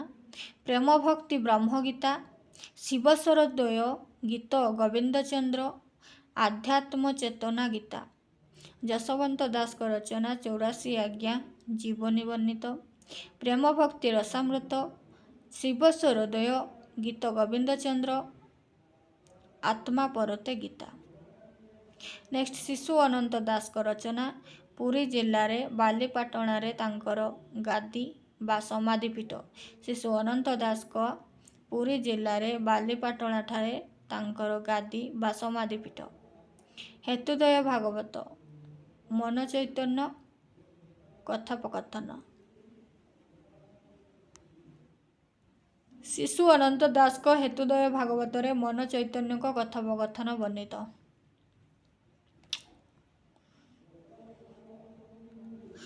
ମାଧବ ପଟ୍ଟନାୟକ ଚୈତନ୍ୟ ବିଳାସ ବୈଷ୍ଣବ ଲୀଳାମୃତ। ମାଧବ ପଟ୍ଟନାୟକଙ୍କ ରଚନା ଚୈତନ୍ୟ ବିଳାସ ବୈଷ୍ଣବ ଲୀଳାମୃତ। ଚୈତନ୍ୟ ଦାସଙ୍କ ରଚନା ବିଷ୍ଣୁଗର୍ଭ ପୁରାଣ ନିର୍ଗୁଣ ମାହାତ୍ମ୍ୟ। ଚୈତନ୍ୟ ଦାସଙ୍କ ରଚନା ବିଷ୍ଣୁଗର୍ଭ ପୁରାଣ ନିର୍ଗୁଣ ମାହାତ୍ମ୍ୟ। ଦିବାକର ଦାସଙ୍କ ରଚନା ଜଗନ୍ନାଥ ଚରିତାମୃତ ଏକାଦଶୀ ମାହାତ୍ମ୍ୟ। ଦିବାକର ଦାସ ଜଗନ୍ନାଥ ଚରିତାମୃତ ଏକାଦଶୀ ମାହାତ୍ମ୍ୟ। ଆମର ଜଗନ୍ନାଥ ଚରିତାମୃତ ଏକାଦଶ ଅଧ୍ୟାୟ ବିଶିଷ୍ଟ। ଜଗନ୍ନାଥ ଚରିତାମୃତ ଏକାଦଶ ଅଧ୍ୟାୟ ବିଶିଷ୍ଟ। ଈଶ୍ୱର ଦାସଙ୍କ ରଚନା ଚୈତନ୍ୟ ଭାଗବତ 48 ଛାନ୍ଦ ଜଗନ୍ନାଥ ବୁଦ୍ଧ ଚୈତନ୍ୟ ବୌଦ୍ଧ ବେତାର। ଶ୍ରୀ ଚୈତନ୍ୟ ଚରିତାମୃତ କୃଷ୍ଣଦାସ ବିଭାଜ୍ୟ। ଧରଣୀଧର ମିଶ୍ର ଗୀତ ଗୋବିନ୍ଦ ଅନୁବାଦ। ଧରଣୀଧର ମିଶ୍ର ଗୀତ ଗୋବିନ୍ଦ ଅନୁବାଦ। କପଟ କେଳି କପିଳେଶ୍ୱର ଦାସ। କପଟ କେଳି କପିଳେଶ୍ୱର ଦାସ। ନରସିଂହ ସେଣ ପରିମଳା ଗପକେଳି। ନରସିଂହ ସେଣ ପରିମଳା ଗପକେଳି। ଦନାଇ ଦାସ ଗୋପୀ ଭାଷା। ଦନାଇ ଦାସ ଗୋପୀ ଭାଷା। ଶ୍ରୀଧର ଦାସ କାଞ୍ଚନଲତା। ଶ୍ରୀଧର ଦାସ କାଞ୍ଚନଲତା। ଛାନ୍ଦ ଦାସ ଗୋପୀଚନ୍ଦନ ଗୋପୀଜୀବନ ଚଉତିଶା। ଛାନ୍ଦ ଦାସ ଗୋପୀଚନ୍ଦନ ଗୋପୀଚନ୍ଦନ ଚଉତିଶା। ବ୍ରଜନାଥ ବଡ଼ଜେନା ଗୋପୀବିଳାସ ରୀତିଯୁଗର କବି। ବ୍ରଜନାଥ ବଡ଼ଜେନା ଗୋପୀବିଳାସ ରୀତିଯୁଗର କବି। ନେକ୍ସଟ ରୀତିଯୁଗ 1650 1880। ରୀତିଯୁଗ 1650 1880। ରୀତିଯୁଗରେ ଆସୁଛନ୍ତି ଧନଞ୍ଜୟ ଭଞ୍ଜ ତ୍ରିବିକ୍ରମ ଭଞ୍ଜ ଲୋକନାଥ ବିଦ୍ୟାଧର ଦୀନକୃଷ୍ଣ ଦାସ। ରୀତିଯୁଗରେ ଧନଞ୍ଜୟ ଭଞ୍ଜଙ୍କ ରଚନା ତ୍ରିପୁର ମୋହିନୀ ଇଚ୍ଛାବତୀ ରଘୁନାଥ ବିଳାସ ଅନଙ୍ଗରେଖା। ଧନଞ୍ଜୟ ଭଞ୍ଜଙ୍କ ରଚନା ତ୍ରିପୁର ମୋହିନୀ ଇଚ୍ଛାବତୀ ରଘୁନାଥ ବିଳାସ ଅନଙ୍ଗରେଖା। ଧନଞ୍ଜୟ ଭଞ୍ଜଙ୍କ ରଚନା ତ୍ରିପୁର ମୋହିନୀ ଇଚ୍ଛାବତୀ ରଘୁନାଥ ବିଳାସ ଅନଙ୍ଗରେଖା। ଘନଭଞ୍ଜଙ୍କ ରଚନା ତ୍ରୈଲୋକ୍ୟ ମୋହିନୀ ରସନିଧି। ଘନଭଞ୍ଜଙ୍କ ରଚନା ତ୍ରୈଲୋକ୍ୟ ମୋହିନୀ ରସନିଧି। ଏମାନେ ହେଉଛନ୍ତି ରୀତିଯୁଗର ହେଲା। ବଳଭଦ୍ର ଭଞ୍ଜ ଭଗବତୀ ରସ ମୁକ୍ତାବଳୀ। ବଳଭଦ୍ର ଭଞ୍ଜ ଭଗବତୀ ରସ ମୁକ୍ତାବଳୀ। ଲୋକନାଥ ବିଦ୍ୟାଧର ସର୍ବାଙ୍ଗ ସୁନ୍ଦରୀ ପଦ୍ମାବତୀ ପରିଣୟ ବୃନ୍ଦାବନ ବିହାର ନୀଳାଦ୍ରି ମହୋଦୟ ରସକଳା ଚିତ୍ରୋତ୍ପଳ। ଲୋକନାଥ ବିଦ୍ୟାଧରଙ୍କ ରଚନା ସର୍ବାଙ୍ଗ ସୁନ୍ଦରୀ ପଦ୍ମାବତୀ ପରିଣୟ ବୃନ୍ଦାବନ ବିହାର ନୀଳାଦ୍ରି ମହୋଦୟ ରସବଳୟ ଚିତ୍ରୋତ୍ପଳା। ଦୀନକୃଷ୍ଣ ଦାସଙ୍କ ରଚନା ରସ ବିନୋଦ ମଥୁରା ମଙ୍ଗଳ ରସକଲ୍ଲୋଳ। ଜଗମୋହନ ଛାନ୍ଦ ଗୁଣସାଗର ନାମରତ୍ନ ଗୀତା ପ୍ରସ୍ତାବ ସିନ୍ଧୁ ଚତୁର ବିନୋଦ। ଦୀନକୃଷ୍ଣ ଦାସଙ୍କ ରଚନା ରସ ବିନୋଦ ମଥୁରା ମଙ୍ଗଳ ରସକଲ୍ଲୋଳ ଜଗମୋହନ ଛାନ୍ଦ ଗୁଣସାଗର ନାମରତ୍ନ ଗୀତା ପ୍ରସ୍ତାବ ସିନ୍ଧୁ। ଉପେନ୍ଦ୍ର ଭଞ୍ଜଙ୍କ ରଚନା ରସଲେଖା ଭାବବତୀ ଦଶପଇ ଛଅପଇ। ଚନ୍ଦ୍ରଶେଖର ଭଞ୍ଜ ପ୍ରେମ ମଞ୍ଜରୀ। ଚନ୍ଦ୍ରଶେଖର ଭଞ୍ଜ ପ୍ରେମ ମଞ୍ଜରୀ। ଉପେନ୍ଦ୍ର ଭଞ୍ଜଙ୍କ ରଚନା ରସଲେଖା ଭାବବତୀ ଦଶପଇ ଛଅପଇ। ପୁରୁଷୋତ୍ତମ ମାନଧାତାଙ୍କ ରଚନା ସଭାବତୀ। ପୁରୁଷୋତ୍ତମ ମାନଧାତାଙ୍କ ରଚନା ସଭାବତୀ। ଅନଙ୍ଗ ପଦ୍ମାକରଙ୍କ ରଚନା ପ୍ରଭାବତୀ। ଅନଙ୍ଗ ପଦ୍ମାକରଙ୍କ ରଚନା ପ୍ରଭାବତୀ।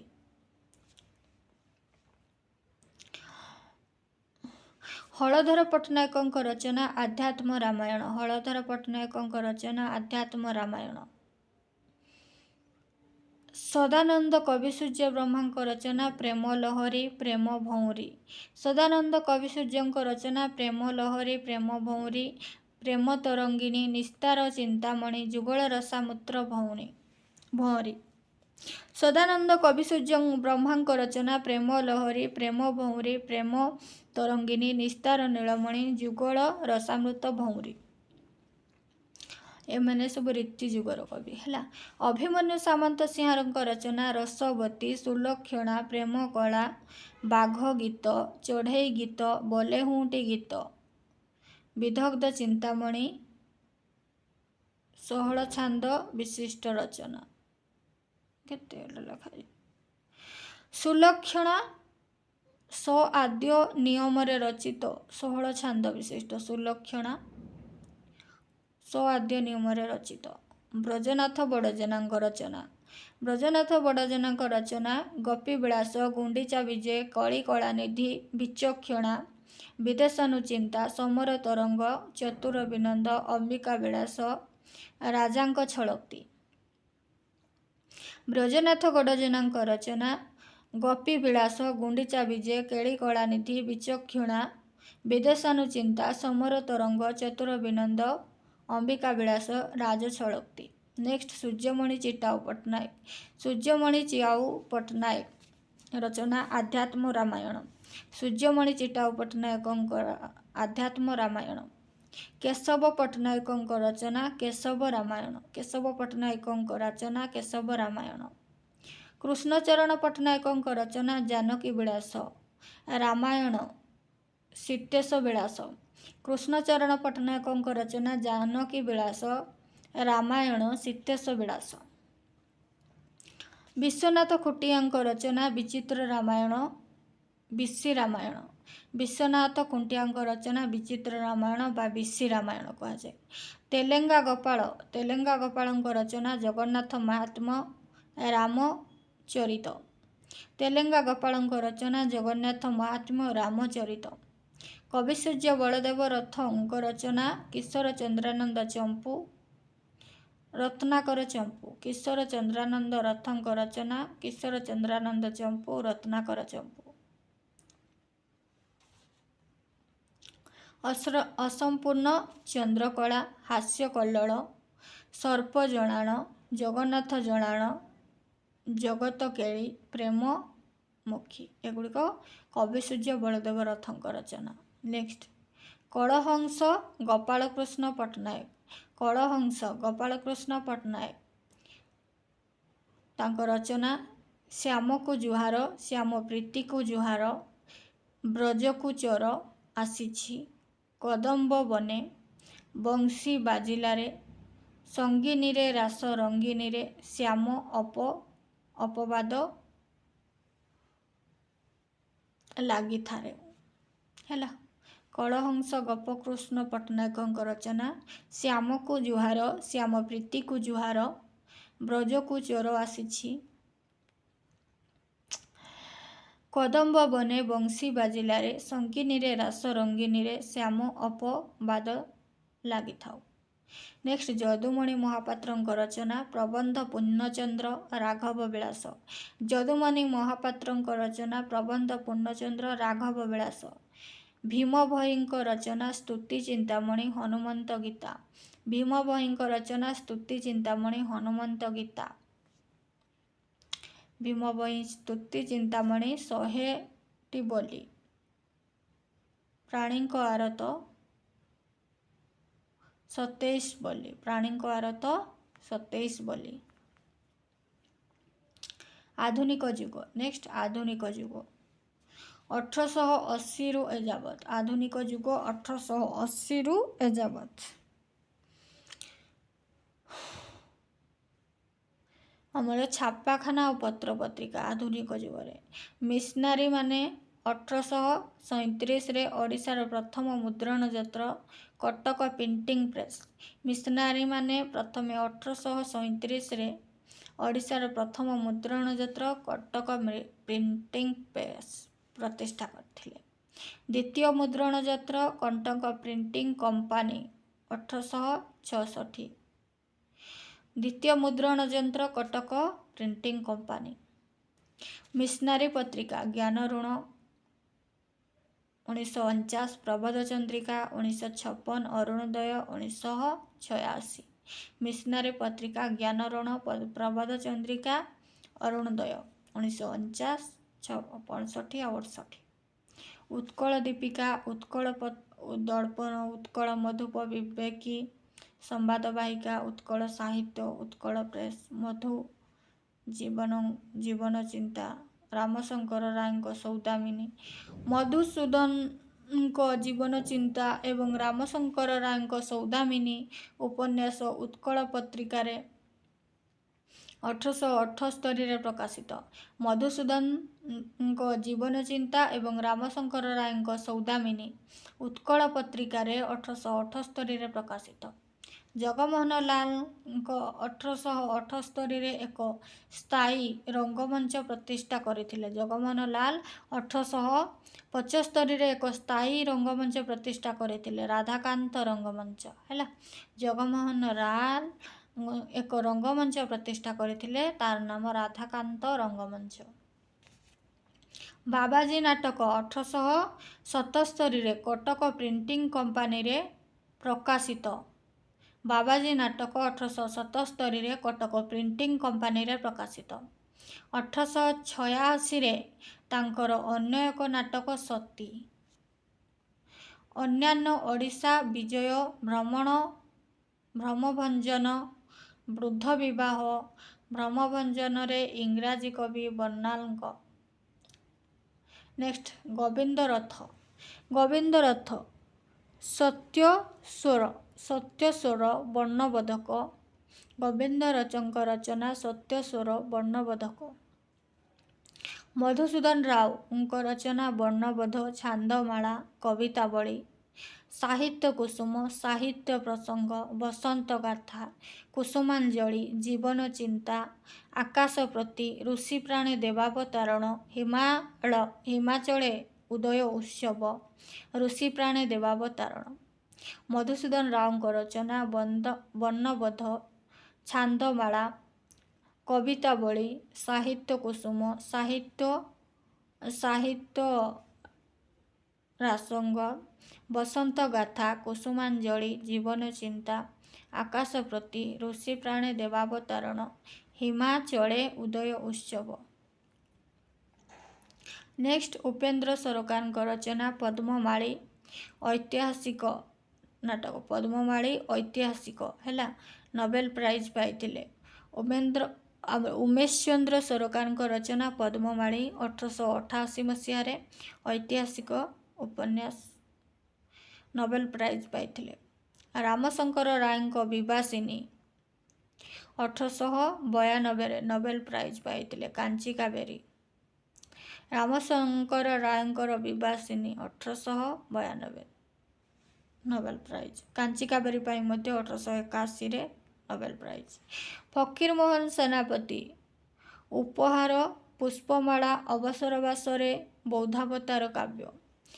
ଉତ୍କଳ ଭ୍ରମଣ ତାଙ୍କର ଆତ୍ମଜୀବନୀ ଚରିତ। ଫକୀରମୋହନ ସେନାପତିଙ୍କ ଉପହାର, ପୁଷ୍ପମାଳା, ଅବସରବାସରେ, ବୌଦ୍ଧାବତାର କାବ୍ୟ। ଭ୍ରମଣ ତାଙ୍କର ଉତ୍କଳ ଭ୍ରମଣ ଆତ୍ମଜୀବନୀ ଚରିତ୍ର।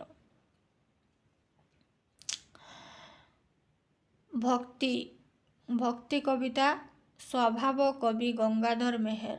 ଭକ୍ତି କବିତା ସ୍ୱଭାବ କବି ଗଙ୍ଗାଧର ମେହେର। ସାର ବାସୁଦେବ ସୁଢଳ ଦେବ। ବୀରବାମା ଚିତ୍ରୋତ୍ପଳା କାବ୍ୟ।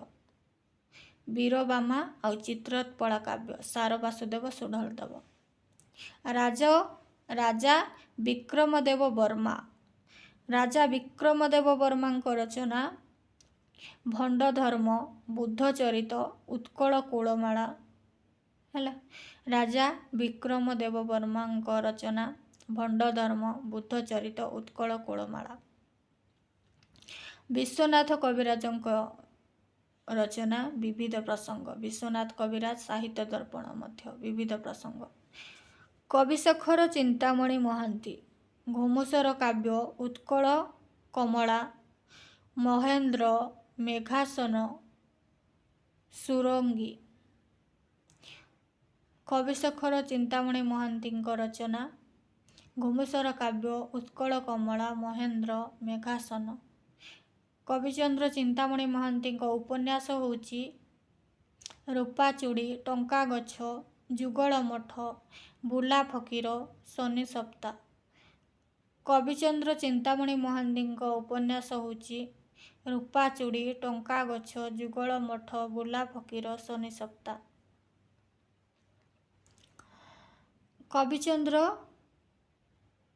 କବିଚନ୍ଦ୍ର ଚିନ୍ତାମଣି ମହାନ୍ତିଙ୍କର ଖଣ୍ଡ କବିତା ଗୁଡ଼ିକ ସନ୍ଧ୍ୟାତାରା, କଳ୍ପନାକୁଞ୍ଜ, ସନ୍ଧ୍ୟାତାରା, କଳ୍ପନାକୁଞ୍ଜ, ପତ୍ରପୁଷ୍ପ, ସାତଦଳ।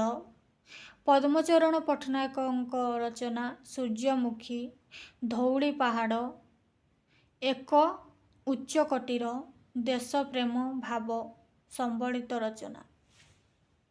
ନେକ୍ସଟ ଗୋବିନ୍ଦଚନ୍ଦ୍ର ପ୍ରହରାଜଙ୍କ ରଚନା ନନାଙ୍କ ବସ୍ତାନି। ଗୋବିନ୍ଦଚନ୍ଦ୍ର ପ୍ରହରାଜଙ୍କ ରଚନା ନନାଙ୍କ ବସ୍ତାନି। ବାଇ ମହାନ୍ତିଙ୍କ ପାଞ୍ଜି, ଭାଗବତ ଟୁଙ୍ଗିରେ ସନ୍ଧ୍ୟା, ବାଇ ମହାନ୍ତିଙ୍କ ବୁଜୁଳି, ଦୁନିଆର ହାଲଚାଲ। ହେଲା, ଗୋପାଳଚନ୍ଦ୍ର ପ୍ରହରାଜଙ୍କ ରଚନା ନନାଙ୍କ ବସ୍ତାନି, ବାଇ ମହାନ୍ତିଙ୍କ ପାଞ୍ଜି, ଭାଗବତ ଟୁଙ୍ଗିରେ ସନ୍ଧ୍ୟା, ବାଇ ମହାନ୍ତିଙ୍କ ବୁଜୁଳି, ଦୁନିଆର ହାଲଚାଲ, ଅମର ଘର ହାଲଚାଲ, ଆମ ଘର ହାଲଚାଲ। ଏଗୁଡ଼ିକ କାହାର? ଗୋପାଳଚନ୍ଦ୍ର ପ୍ରହରାଜ। ଗୋପାଳଚନ୍ଦ୍ର ପ୍ରହରାଜଙ୍କର ଉତ୍କଳ କାହାଣୀରେ ପଲ୍ଲୀ ଜୀବନର ବର୍ଣ୍ଣନା। ଉତ୍କଳ କାହାଣୀରେ ପଲ୍ଲୀ ଜୀବନର ବର୍ଣ୍ଣନା। ଗୋପାଳଚନ୍ଦ୍ର ପ୍ରହରାଜଙ୍କର ଶ୍ରେଷ୍ଠ କୃତି ପୂର୍ଣ୍ଣଚନ୍ଦ୍ର ଓଡ଼ିଆ ଭାଷାକୋଷ। ଶ୍ରେଷ୍ଠ କୃତି ପୂର୍ଣ୍ଣଚନ୍ଦ୍ର ଓଡ଼ିଆ ଭାଷାକୋଷ ଡିକ୍ସନାରୀ। ନେକ୍ସଟ କାମପାଳ ମିଶ୍ର। କାମପାଳ ମିଶ୍ରଙ୍କ ରଚନା ସୀତା ବିବାହ ନାଟକ। ହରିଶ୍ଚନ୍ଦ୍ର ବସନ୍ତ। ପଦ୍ମନାଭ ନାରାୟଣ ଦେବ। ପଦ୍ମନାଭ ନାରାୟଣ ଦେବ ହେଉଛନ୍ତି ପଦ୍ମନାଭ ରଙ୍ଗାଳୟ। ପାରଳାଖେମୁଣ୍ଡି ଓଡ଼ିଶାର ପ୍ରଥମ ସ୍ଥାୟୀ ରଙ୍ଗମଞ୍ଚ। ପାରଳାଖେମୁଣ୍ଡି ଓଡ଼ିଶାର ପ୍ରଥମ ସ୍ଥାୟୀ ରଙ୍ଗମଞ୍ଚ। ବିଜୁଳି ଇନ୍ଦ୍ରଧନୁ ପତ୍ରିକା। ନେକ୍ସଟ ଭିକାରୀଚରଣ ପଟ୍ଟନାୟକଙ୍କ ରଚନା ସଂସ୍କାର ଚରିତ୍ର। ସଂସ୍କାର ଚିତ୍ର ନାଟକ। ଭିକାରୀଚରଣ ପଟ୍ଟନାୟକଙ୍କ ସଂସ୍କାର ଚିତ୍ର ନାଟକ। ରାଜା ପୁରୁଷୋତ୍ତମ ଦେବ, ନନ୍ଦିକେଶରୀ, ରତ୍ନମାଳା, ସୁଶୀଳା, ଯୌତୁକ, ଅଭୂତ ଆଦର୍ଶ, କଳିକାଳ, ବୁଦ୍ଧଗହ୍ୱର। ପ୍ରହସନ ଭିତ୍ତିକ ରଚନା ରାମଶଙ୍କର ରାୟ। ଭିକାରୀଚରଣ ପଟ୍ଟନାୟକଙ୍କ ରଚନା ହେଉଛି ସଂସାରର ଚିତ୍ର। ଇଏ ହେଉଛି ନାଟକ। ହେଲା, ଆଉ କ'ଣ କ'ଣ ନାଟକ? ପୁରୁଷୋତ୍ତମ ଦେବ, ନନ୍ଦିକେଶରୀ, ରତ୍ନମାଳା, ସୁଶୀଳା, ଯୌତୁକ, ଅଭୂତ ଆଦର୍ଶ, କିଶଳିକା। ହେଲା, ଗୋପୀନାଥ ନନ୍ଦ ଶର୍ମାଙ୍କ ରଚନା ଓଡ଼ିଆ ଭାଷାତତ୍ତ୍ୱ। ଓଡ଼ିଆ ଭାଷାତତ୍ତ୍ୱବୋଧ ଅଭିଧାନ, ଶ୍ରୀ ଭାରତ ଦର୍ପଣ, ବୃହତ୍ ବ୍ୟାକରଣ। ରଘୁନାଥ ନନ୍ଦ ଶର୍ମାଙ୍କ ରଚନା ଓଡ଼ିଆ ଭାଷାତତ୍ତ୍ୱ। ଓଡ଼ିଆ ଭାଷାତତ୍ତ୍ୱବୋଧ ଅଭିଧାନ, ଶ୍ରୀ ଭାରତ ଦର୍ପଣ, ବୃହତ୍ ବ୍ୟାକରଣ। ରଘୁନାଥ ପରିଛାଙ୍କ ରଚନା ଗୋପୀନାଥ ବଲ୍ଲଭ ନାଟକ, ରାଧାମାଧବ ବିଳାସ କାବ୍ୟ, ଲକ୍ଷଣ ଚନ୍ଦ୍ରୋଦୟ ଅଳଙ୍କାର ଗ୍ରନ୍ଥ। ରଘୁନାଥ ପରିଛାଙ୍କ ରଚନା ଗୋପୀନାଥ ବଲ୍ଲଭ ନାଟକ, ରାଧାମାଧବ ବିଳାସ କାବ୍ୟ, ଲକ୍ଷଣ ଚନ୍ଦ୍ରୋଦୟ ଅଳଙ୍କାର ଗ୍ରନ୍ଥ। ନେକ୍ସଟ ପଣ୍ଡିତ ମୃତ୍ୟୁଞ୍ଜୟ ରଥଙ୍କ ରଚନା ସାରଳା ଚରିତ୍ର। ପଣ୍ଡିତ ମୃତ୍ୟୁଞ୍ଜୟଙ୍କ ରଚନା ସାରଳା ଚରିତ୍ର ସମାଲୋଚନା ପୁସ୍ତକ। କର୍ମବୀର ଗୌରୀଶଙ୍କର ବ୍ରହ୍ମଙ୍କର ମଧୁସୂଦନ। ପଣ୍ଡିତ କୁଳମଣି ଦାସଙ୍କ ରଚନା ଅଳଙ୍କାର ତରଙ୍ଗିଣୀ, କବିସୂର୍ଯ୍ୟ ଗ୍ରନ୍ଥାବଳୀ। ପଣ୍ଡିତ କୁଳମଣି ଦାସ, ଅଳଙ୍କାର ତରଙ୍ଗିଣୀ, କବିସୂର୍ଯ୍ୟ ଗ୍ରନ୍ଥାବଳୀ।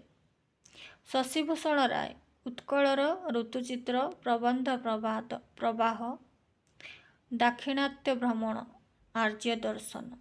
ଶଶିଭୂଷଣ ରାୟଙ୍କ ରଚନା ଉତ୍କଳ ଋତୁଚିତ୍ର ପ୍ରବନ୍ଧ ପ୍ରବାହ ଦାକ୍ଷିଣାତ୍ୟ ଭ୍ରମଣ। ନେକ୍ସଟ ସତ୍ୟବାଦୀ ଯୁଗ। ସତ୍ୟବାଦୀ ବନବିଦ୍ୟାଳୟ 1909ରୁ 1910ରେ ରଚନା ପ୍ରତିଷ୍ଠା। 19 ଜଣ ଛାତ୍ରଙ୍କୁ ନେଇକି ଗଠିତ ସତ୍ୟବାଦୀ ବନବିଦ୍ୟାଳୟ ପ୍ରଥମେ। ଗୋପବନ୍ଧୁ ଦାସଙ୍କ ରଚନା ଆକାଶ ଚିନ୍ତା, ଗୋ ମାହାତ୍ମ୍ୟ, କାରା କବିତା, ବ୍ରହ୍ମତତ୍ତ୍ୱ, ବନ୍ଦୀର ଆତ୍ମକଥା, ଧର୍ମପଦ, ନଚିକେତା। ଗୋପବନ୍ଧୁ ଦାସଙ୍କ ରଚନା ଅବକାଶ ଚିନ୍ତା, ଗୋ ମାହାତ୍ମ୍ୟ, କାରା କବିତା, ବ୍ରହ୍ମତତ୍ତ୍ୱ, ବନ୍ଦୀର ଆତ୍ମକଥା, ଧର୍ମପଦ, ନଚିକେତା। ସତ୍ୟବାଦୀ ମାସିକ ପତ୍ରିକା 1915ରୁ 16। ସତ୍ୟବାଦୀ ମାସିକ ପତ୍ରିକା 1915ରୁ 16। ସମାଜ ସମ୍ବାଦପତ୍ର 1919। ସମାଜ ସମ୍ବାଦପତ୍ର 1919। ନୀଳକଣ୍ଠ ଦାସ ମୋ ନିଶ, ଅଛୁଅ ହେବୁ, ପ୍ରତିମା ପୂଜା, ଆମର ଥିଲା, କାରଣ ଥାଇପାରେ ବା ସାମାଜିକ କୁସଂସ୍କାର ପ୍ରବନ୍ଧ। ନୀଳକଣ୍ଠ ଦାସଙ୍କ ରଚନା ମୋ ନିଶ 1911। ଅଛୁଅ ହେବୁ, ପ୍ରତିମା ପୂଜା, ଆମର ଥିଲା ଓ କାରଣ ଥାଇପାରେ ବା ସାମାଜିକ କୁସଂସ୍କାର ପ୍ରବନ୍ଧ। କୋଣାର୍କ ଖାରବେଳ ଏଗୁଡ଼ିକ ସବୁ ନୀଳକଣ୍ଠ ଦାସଙ୍କ ହେଲା। କୋଣାର୍କ ଖାରବେଳ ଐତିହାସିକ କାବ୍ୟ। କୋଣାର୍କ ଆଉ ଖାରବେଳ ଐତିହାସିକ କାବ୍ୟ ନୀଳକଣ୍ଠ ଦାସଙ୍କ। ପ୍ରଣୟିନୀ ଅନୁବାଦ କାବ୍ୟ ଦାସ ନାୟକ। ଓଡ଼ିଆ ସାହିତ୍ୟର କ୍ରମ ପରିଣାମ ଆଲୋଚନା ପୁସ୍ତକ। ନବଭାରତ ନୀଳକଣ୍ଠ ଦାସ 1943। ଆତ୍ମଜୀବନୀ କେନ୍ଦ୍ର ସାହିତ୍ୟ ଏକାଡେମୀ ପ୍ରାପ୍ତ। ଆତ୍ମଜୀବନୀ ପାଇଁ କେନ୍ଦ୍ର ସାହିତ୍ୟ ଏକାଡେମୀ ପ୍ରାପ୍ତ ନୀଳକଣ୍ଠ ଦାସ ହେଲା। ଗଦାବରୀଶ ମହାପାତ୍ର। ନେକ୍ସଟ ଗଦାବରୀଶ ମହାପାତ୍ରଙ୍କ ରଚନା ପୁରୁଷୋତ୍ତମ ଦେବ, ମୁକୁନ୍ଦ ଦେବ। ଘଟାନ୍ତର ଅଭାଗିନୀ 1917ରେ ଉପନ୍ୟାସ ପାଇଁ ନୋବେଲ ପ୍ରାଇଜ ପାଇଥିଲେ। ଅଭାଗିନୀ ପାଇଁ। ନିର୍ବାସିତ ପାଣୁ ମିଶ୍ରେ ତୋଳା କନ୍ୟା ଏଗୁଡ଼ିକ ସବୁ ଗଦାବରୀଶ ମିଶ୍ରଙ୍କ ରଚନା ହେଲା। ପାଣୁ ମିଶ୍ରେ ତୋଳା କନ୍ୟା ଗଳ୍ପର ଷ୍ଟୋରି ହେଉଛି ପୁଆଣୀ ଘର। ଆଲେଖିକା କାଳିକା ଅଭିରାମ ସିଂହ, ଧରଣୀଧର, ଗାଥା କବି, କାଶୀଯାତ୍ରା, ନିଦାଘ ସରସୀ,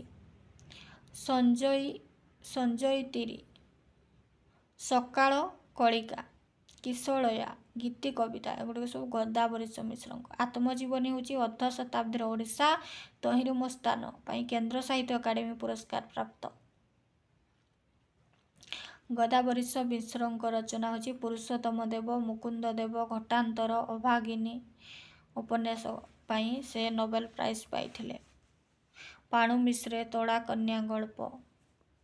ଆଲେଖିକା କାଳିକା ଅଭିସାରିକା, ଧରଣୀଧର ଗାଥା, କାଶୀଯାତ୍ରା, ନିଦାଘ ସରସୀ, ସଞ୍ଜୟିତିରେ, କଳାର କାଳିକା, କିଶଳୟ ଗୀତି କବିତା। ଆତ୍ମଜୀବନୀ ହେଉଛି ଗଦାବରୀଶ ମିଶ୍ରଙ୍କ ଆତ୍ମଜୀବନୀ ଅର୍ଦ୍ଧ ଶତାବ୍ଦୀରେ ଓଡ଼ିଶା ତହିଁରେ ମୋ ସ୍ଥାନ ପାଇଁ ସେ କେନ୍ଦ୍ର ସାହିତ୍ୟ ଏକାଡେମୀ ପ୍ରାପ୍ତ। ନେକ୍ସଟ ବାସୁଦେବ ମହାପାତ୍ର ଚିନ୍ତାଧାରା ପ୍ରବନ୍ଧ। ବେକାର ୱାସିଂଟନ। ବ୍ରଜସୁନ୍ଦର ଦାସ। ନେକ୍ସଟ ବ୍ରଜସୁନ୍ଦର ଦାସ ମୁକୁର ପତ୍ରିକା। ଶଶିଭୂଷଣ ରଥ ଆଶା ପତ୍ରିକା। ବ୍ରଜସୁନ୍ଦର ଦାସଙ୍କର ମୁକୁର ପତ୍ରିକା 1956ରେ। ଶଶିଭୂଷଣ ରଥ ଆଶା ପତ୍ରିକା ପ୍ରକାଶିତ 1928 ବ୍ରହ୍ମପୁର। ଲକ୍ଷ୍ମୀକାନ୍ତ ମହାପାତ୍ରଙ୍କ କଟକ ଚନ୍ଦ୍ରହାସ ଚମ୍ପୁ ବୁଢ଼ା ଶଙ୍ଖାରୀ ଗଳ୍ପ ଲକ୍ଷ୍ମୀକାନ୍ତ ମହାପାତ୍ରଙ୍କ ରଚନା କଟକ ଚନ୍ଦ୍ରାସ ଚମ୍ପୁ ବୁଢ଼ା ଶଙ୍ଖାରୀ ଗଳ୍ପ। ଡଗର ପତ୍ରିକା 1936। କଣା ମାମୁଁ ପାଇଁ ନୋବେଲ ପ୍ରାଇଜ୍ ପାଇଥିଲେ। ଲକ୍ଷ୍ମୀକାନ୍ତ ମହାପାତ୍ର କଣା ମାମୁଁ ପାଇଁ ନୋବେଲ ପ୍ରାଇଜ୍ ପାଇଥିଲେ। ବନ୍ଦେ ଉତ୍କଳ ଜନନୀ ପାଇଁ ଜାତୀୟ ସଙ୍ଗୀତ ସ୍ମୃତିଲେଖା ଆତ୍ମଜୀବନୀ। ନେକ୍ସଟ ଗଦାବରୀଶ ମହାପାତ୍ରଙ୍କ ରଚନା ବାଣପୁର। ପ୍ରଭାତ, କୁସୁମ, ଉଠ କଙ୍କାଳ, କଣ୍ଟା ଓ ଫୁଲ, ବଙ୍କା ଓ ସିଧା, ନିଆଁଖୁଣ୍ଟା ପତ୍ରିକା ମାସିକ ପତ୍ରିକା ହେଲା। ଗଦାବରୀଶ ମିଶ୍ରଙ୍କର ରଚନା ବାଣପୁର, ପ୍ରଭାତ, କୁସୁମ, ଉଠ କଙ୍କାଳ, କଣ୍ଟା ଓ ଫୁଲ, ବଙ୍କା ଓ ସିଧା, ନିଆଁଖୁଣ୍ଟା ପତ୍ରିକା 1938 ମାସିକ ପତ୍ରିକା। ତାଙ୍କ ଗଳ୍ପ ଗଦାବରୀଶ ମିଶ୍ରଙ୍କ ଗଳ୍ପ ହେଉଛି ମେଲୋଡ଼ିହ 1923 ମୁକୁର ପତ୍ରିକାରେ ପ୍ରକାଶିତ। ମେଲୋଡ଼ିହ ଗଦାବରୀଶ ମିଶ୍ରଙ୍କର ଗଳ୍ପ ମେଲୋଡ଼ିହ ମୁକୁର ପତ୍ରିକାରେ ପ୍ରକାଶିତ। ଏବେ ମଧ୍ୟ ବଞ୍ଚିଛି ନୀଳମାଷ୍ଟାଣୀ ମୁଁ ଦିନେ ମନ୍ତ୍ରୀ ଥିଲି। ଏଗୁଡ଼ିକ ସବୁ ଗଦାବରୀଶ ମିଶ୍ର ହେଲା। ଏବେ ମଧ୍ୟ ବଞ୍ଚିଛି ନୀଳମାଷ୍ଟାଣୀ ମୁଁ ଦିନ ମନ୍ତ୍ରୀ ଥିଲି, ମଦ ଦୋକାନର ଇତିହାସ। ଆଉ ରହିଲା ଆମର ଗଦାବରୀଶ ମିଶ୍ରଙ୍କର ଉପନ୍ୟାସ ପ୍ରେମ ପଥେ, ପତ୍ରୋପନ୍ୟାସ, ବିଦ୍ରୋହୀ, ବନ୍ଦୀର ମାୟା, ବୀର ଯୁବକ ମାସିକ ପାଇଁ ନୋବେଲ ପ୍ରାଇଜ୍ ପାଇଥିଲେ। ବୀର ଯୁବକ, ରାଜଦ୍ରୋହୀ। ରକ୍ତପାତ ଉପନ୍ୟାସ ହେଉଛି ଗଦାବରୀଶ ମିଶ୍ରଙ୍କ ଗଦାବରୀଶ ମହାପାତ୍ରଙ୍କ ରକ୍ତପାତ ଉପନ୍ୟାସ ପ୍ରେମ ପଥେ, ପତ୍ରୋପନ୍ୟାସ, ବିଦ୍ରୋହୀ, ବନ୍ଦୀର ମାୟା, ବୀର ଯୁବକ ସାମାଜିକ ନୋବେଲ ପ୍ରାଇଜ୍, ରାଜଦ୍ରୋହୀ ହିଷ୍ଟୋରିକାଲ। ରକ୍ତପାତ ଉପନ୍ୟାସ ହେଉଛି ମେରୀ କୋଲେରୀଙ୍କ ଭେଣ୍ଡେଟା ଅନୁସରଣରେ ରଚିତ ଗଳ୍ପ।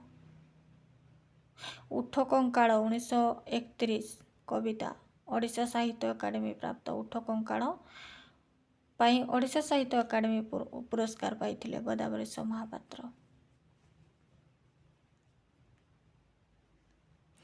କଣ୍ଟା ଓ ଫୁଲ ଓ ବଙ୍କା ସିଧା ପାଇଁ ଉଭୟ ପ୍ରାଦେଶିକ ଓ ରାଷ୍ଟ୍ରୀୟ ସାହିତ୍ୟ ଏକାଡେମୀ ପ୍ରାପ୍ତ।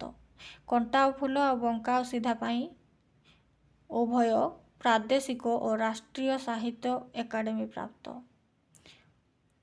ବଙ୍କା ଓ ସିଧା ପାଇଁ କେନ୍ଦ୍ର ସାହିତ୍ୟ ଏକାଡେମୀ ପ୍ରାପ୍ତ ଗଦାବରୀଶ ମହାପାତ୍ର। ବଙ୍କା ଓ ସିଧା ପାଇଁ କେନ୍ଦ୍ର ସାହିତ୍ୟ ଏକାଡେମୀ ପ୍ରାପ୍ତ। ନେକ୍ସଟ କୁନ୍ତଳା କୁମାରୀ ସାବନ୍ତଙ୍କ ରଚନା ପ୍ରଥମ କବିତା ହେଉଛି ତାରାପ୍ରତି ଉତ୍କଳ ସାହିତ୍ୟରେ ପ୍ରକାଶିତ। କୁନ୍ତଳା କୁମାରୀ ସାବନ୍ତଙ୍କର ପ୍ରଥମ କବିତା ତାରାପ୍ରତି ଉତ୍କଳ ସାହିତ୍ୟରେ ପ୍ରକାଶିତ। ଶେଫାଳୀ ପ୍ରତି ପୂଜା ଆମର କୁନ୍ତଳା କୁମାରୀ ସାବନ୍ତଙ୍କ ଅନ୍ୟ ରଚନା ଶେଫାଳୀ ପ୍ରତି ପୂଜା, ଅଞ୍ଜଳି, ଉଚ୍ଛ୍ୱାସ, ସ୍ଫୁଲିଙ୍ଗ, ଆହ୍ୱାନ, ପ୍ରେମ, ଚିନ୍ତାମଣି, କବିତା, ଓଡ଼ିଆଙ୍କ କାନ୍ଦଣା, ଗଡ଼ଜାତ କୃଷକ, ମଣି କାଞ୍ଚନ। କୁନ୍ତଳା କୁମାରୀଙ୍କର ଏଗୁଡ଼ିକ କ'ଣ କବିତା ହେଲା। ପୂଜା, ଅଞ୍ଜଳି, ଉଚ୍ଛ୍ୱାସ, ସ୍ଫୁଲିଙ୍ଗ, ଆହ୍ୱାନ, ପ୍ରେମ, ଚିନ୍ତାମଣି, କବିତା, ଓଡ଼ିଆମାନଙ୍କ କାନ୍ଦଣା, ଗଡ଼ କୃଷକ, ମଣି କାଞ୍ଚନ। କୁନ୍ତଳା କୁମାରୀ ସାବନ୍ତଙ୍କ ଉପନ୍ୟାସ ଗୁଡ଼ିକ ହେଉଛି ଭ୍ରାନ୍ତି, ନଅତୁଣ୍ଡି, କାଳୀବୋହୂ, ପରଶମଣି, ରଘୁ ଅରକ୍ଷିତ, ଚିତ୍ରପଟ, ଅସମ୍ପୂର୍ଣ୍ଣ। କୁନ୍ତଳା କୁମାରୀ ସାବନ୍ତଙ୍କ ଉପନ୍ୟାସ ଗୁଡ଼ିକ ଭ୍ରାନ୍ତି, ନଅତୁଣ୍ଡି, କାଳୀବୋହୂ, ପରଶମଣି, ରଘୁ ଅରକ୍ଷିତ, ଚିତ୍ରପଟ, ଅସମ୍ପୂର୍ଣ୍ଣ। ଚିତ୍ରପଟଟା ଅସମ୍ପୂର୍ଣ୍ଣ। କୁନ୍ତଳା କୁମାରୀ ସାବନ୍ତ 1925ରେ ପୁରୀ ମହିଳା ବନ୍ଧ ସମିତି ତାଙ୍କୁ ଉତ୍କଳ ସାହିତ୍ୟ ଭାରତୀ ସମ୍ମାନରେ ସମ୍ମାନିତ କରିଥିଲା। କୁନ୍ତଳା କୁମାରୀ ସାବନ୍ତଙ୍କୁ ଉତ୍କଳ ଭାରତୀ ସମ୍ମାନ କିଏ କରିଥିଲା? 1925ରେ ପୁରୀ ମହିଳା ବନ୍ଧ ସମିତି, ଏଇଟା ମନେ ରଖିବେ। ନେକ୍ସଟ ମାୟାଧର ମାନସିଂହ। ମାୟାଧର ମାନସିଂହ ଭ୍ରମଣ କାହାଣୀ ପଶ୍ଚିମ ପଥିକ। ମାୟାଧର ମାନସିଂହଙ୍କ ଭ୍ରମଣ କାହାଣୀ ପଶ୍ଚିମ ପଥିକ। ଶଙ୍ଖ ନାମକ ଏକ ମାସିକ ପତ୍ରିକା ପ୍ରକାଶ କରିଥିଲେ ମାୟାଧର ମାନସିଂହ। ଶଙ୍ଖ ନାମକ ଏକ ମାସିକ ପତ୍ରିକା ପ୍ରକାଶ କରିଥିଲେ। ମାୟାଧର ମାନସିଂହଙ୍କ କବିତା ଗୁଡ଼ିକ ହେଉଛି ଧୂପ, ହେମଶସ୍ୟ, ପୂଜାରିଣୀ, ଜେମା, ସାଧବ ଝିଅ, କୋଣାର୍କ, ଉପେକ୍ଷିତା, ଶୁଭ ଦୃଷ୍ଟି, ଜୀବନ ଚିତା, ପଶୁତ, ସ୍ୱରାଜ୍ୟଶ୍ରମ, କୃଷ୍ଣ, ହେମଶସ୍ୟ, ସିନ୍ଧୁ ଓ ବିନ୍ଦୁ। ମାୟାଧର ମାନସିଂହଙ୍କ କବିତା ଗୁଡ଼ିକ ହେଉଛି ଧୂପ, ହେମଶସ୍ୟ, ପୂଜାରିଣୀ, ଜେମା, ସାଧବ ଝିଅ, କୋଣାର୍କ, ଉପେକ୍ଷିତା, ଶୁଭ ଦୃଷ୍ଟି, ଜୀବନ ଚିତା, କର୍ପୂତର୍ପଣ, ସ୍ୱରାଜ୍ୟଶ୍ରମ, କୃଷ୍ଣ, ହେମଶସ୍ୟ, ସିନ୍ଧୁ ଓ ବିନ୍ଦୁ। ମାୟାଧର ମାନସିଂହଙ୍କ କାବ୍ୟ ହେଉଛି କମଳାୟନ। ମାୟାଧର ମାନସିଂହଙ୍କ କାବ୍ୟ କମଳାୟନ। ସାହିତ୍ୟ ଓ ସାମାଜିକ, କବି ଓ କବିତା, ମାଟିର ମହାକବି ସାରଳା ଦାସ, ଶିକ୍ଷା, ଶିକ୍ଷକ ଓ ଶିକ୍ଷାୟତନ, ଏଗୁଡ଼ିକ ସବୁ ମାୟାଧର ମାନସିଂହଙ୍କ ରଚନା ହେଲା। ସାହିତ୍ୟ ଓ ସାମାଜିକ, କବି ଓ କବିତା, ମାଟିର ମହାକବି ସାରଳା ଦାସ, ଶିକ୍ଷା, ଶିକ୍ଷକ ଓ ଶିକ୍ଷାୟତନ, ଜୀବନ ପଥ, ଜୀବନ ଓ ପ୍ରବନ୍ଧ, ଶିକ୍ଷାର କିଏ, କ'ଣ କାହିଁକି, ଶିକ୍ଷାବତ୍ର ଗାଥା, ସରସ୍ୱତୀ କବି, ମୋହନ ପ୍ରଭୃତି। ସର୍ବେଶ୍ୱର ଦାସ, ମହାକବି ସାରଳା ଦାସ, ଯୁଗସ୍ରଷ୍ଟା। ଓଡ଼ିଆ ସାହିତ୍ୟ ଇତିହାସ ଇଂରାଜୀରେ ଲିଖିତ। ତାପରେ ଦେଖିବେ ସବୁଜ ଓଡ଼ିଆ ସାହିତ୍ୟରେ ସବୁଜ ଧାରା 1921-35। ସବୁଜ ଧାରା, ଓଡ଼ିଆ ସାହିତ୍ୟର ସବୁଜ ଧାରା 1921-35। ପରବର୍ତ୍ତୀ ଭିଡ଼ିଓରେ ଆଲୋଚନା କରିବି। ରହୁଛି, ନମସ୍କାର।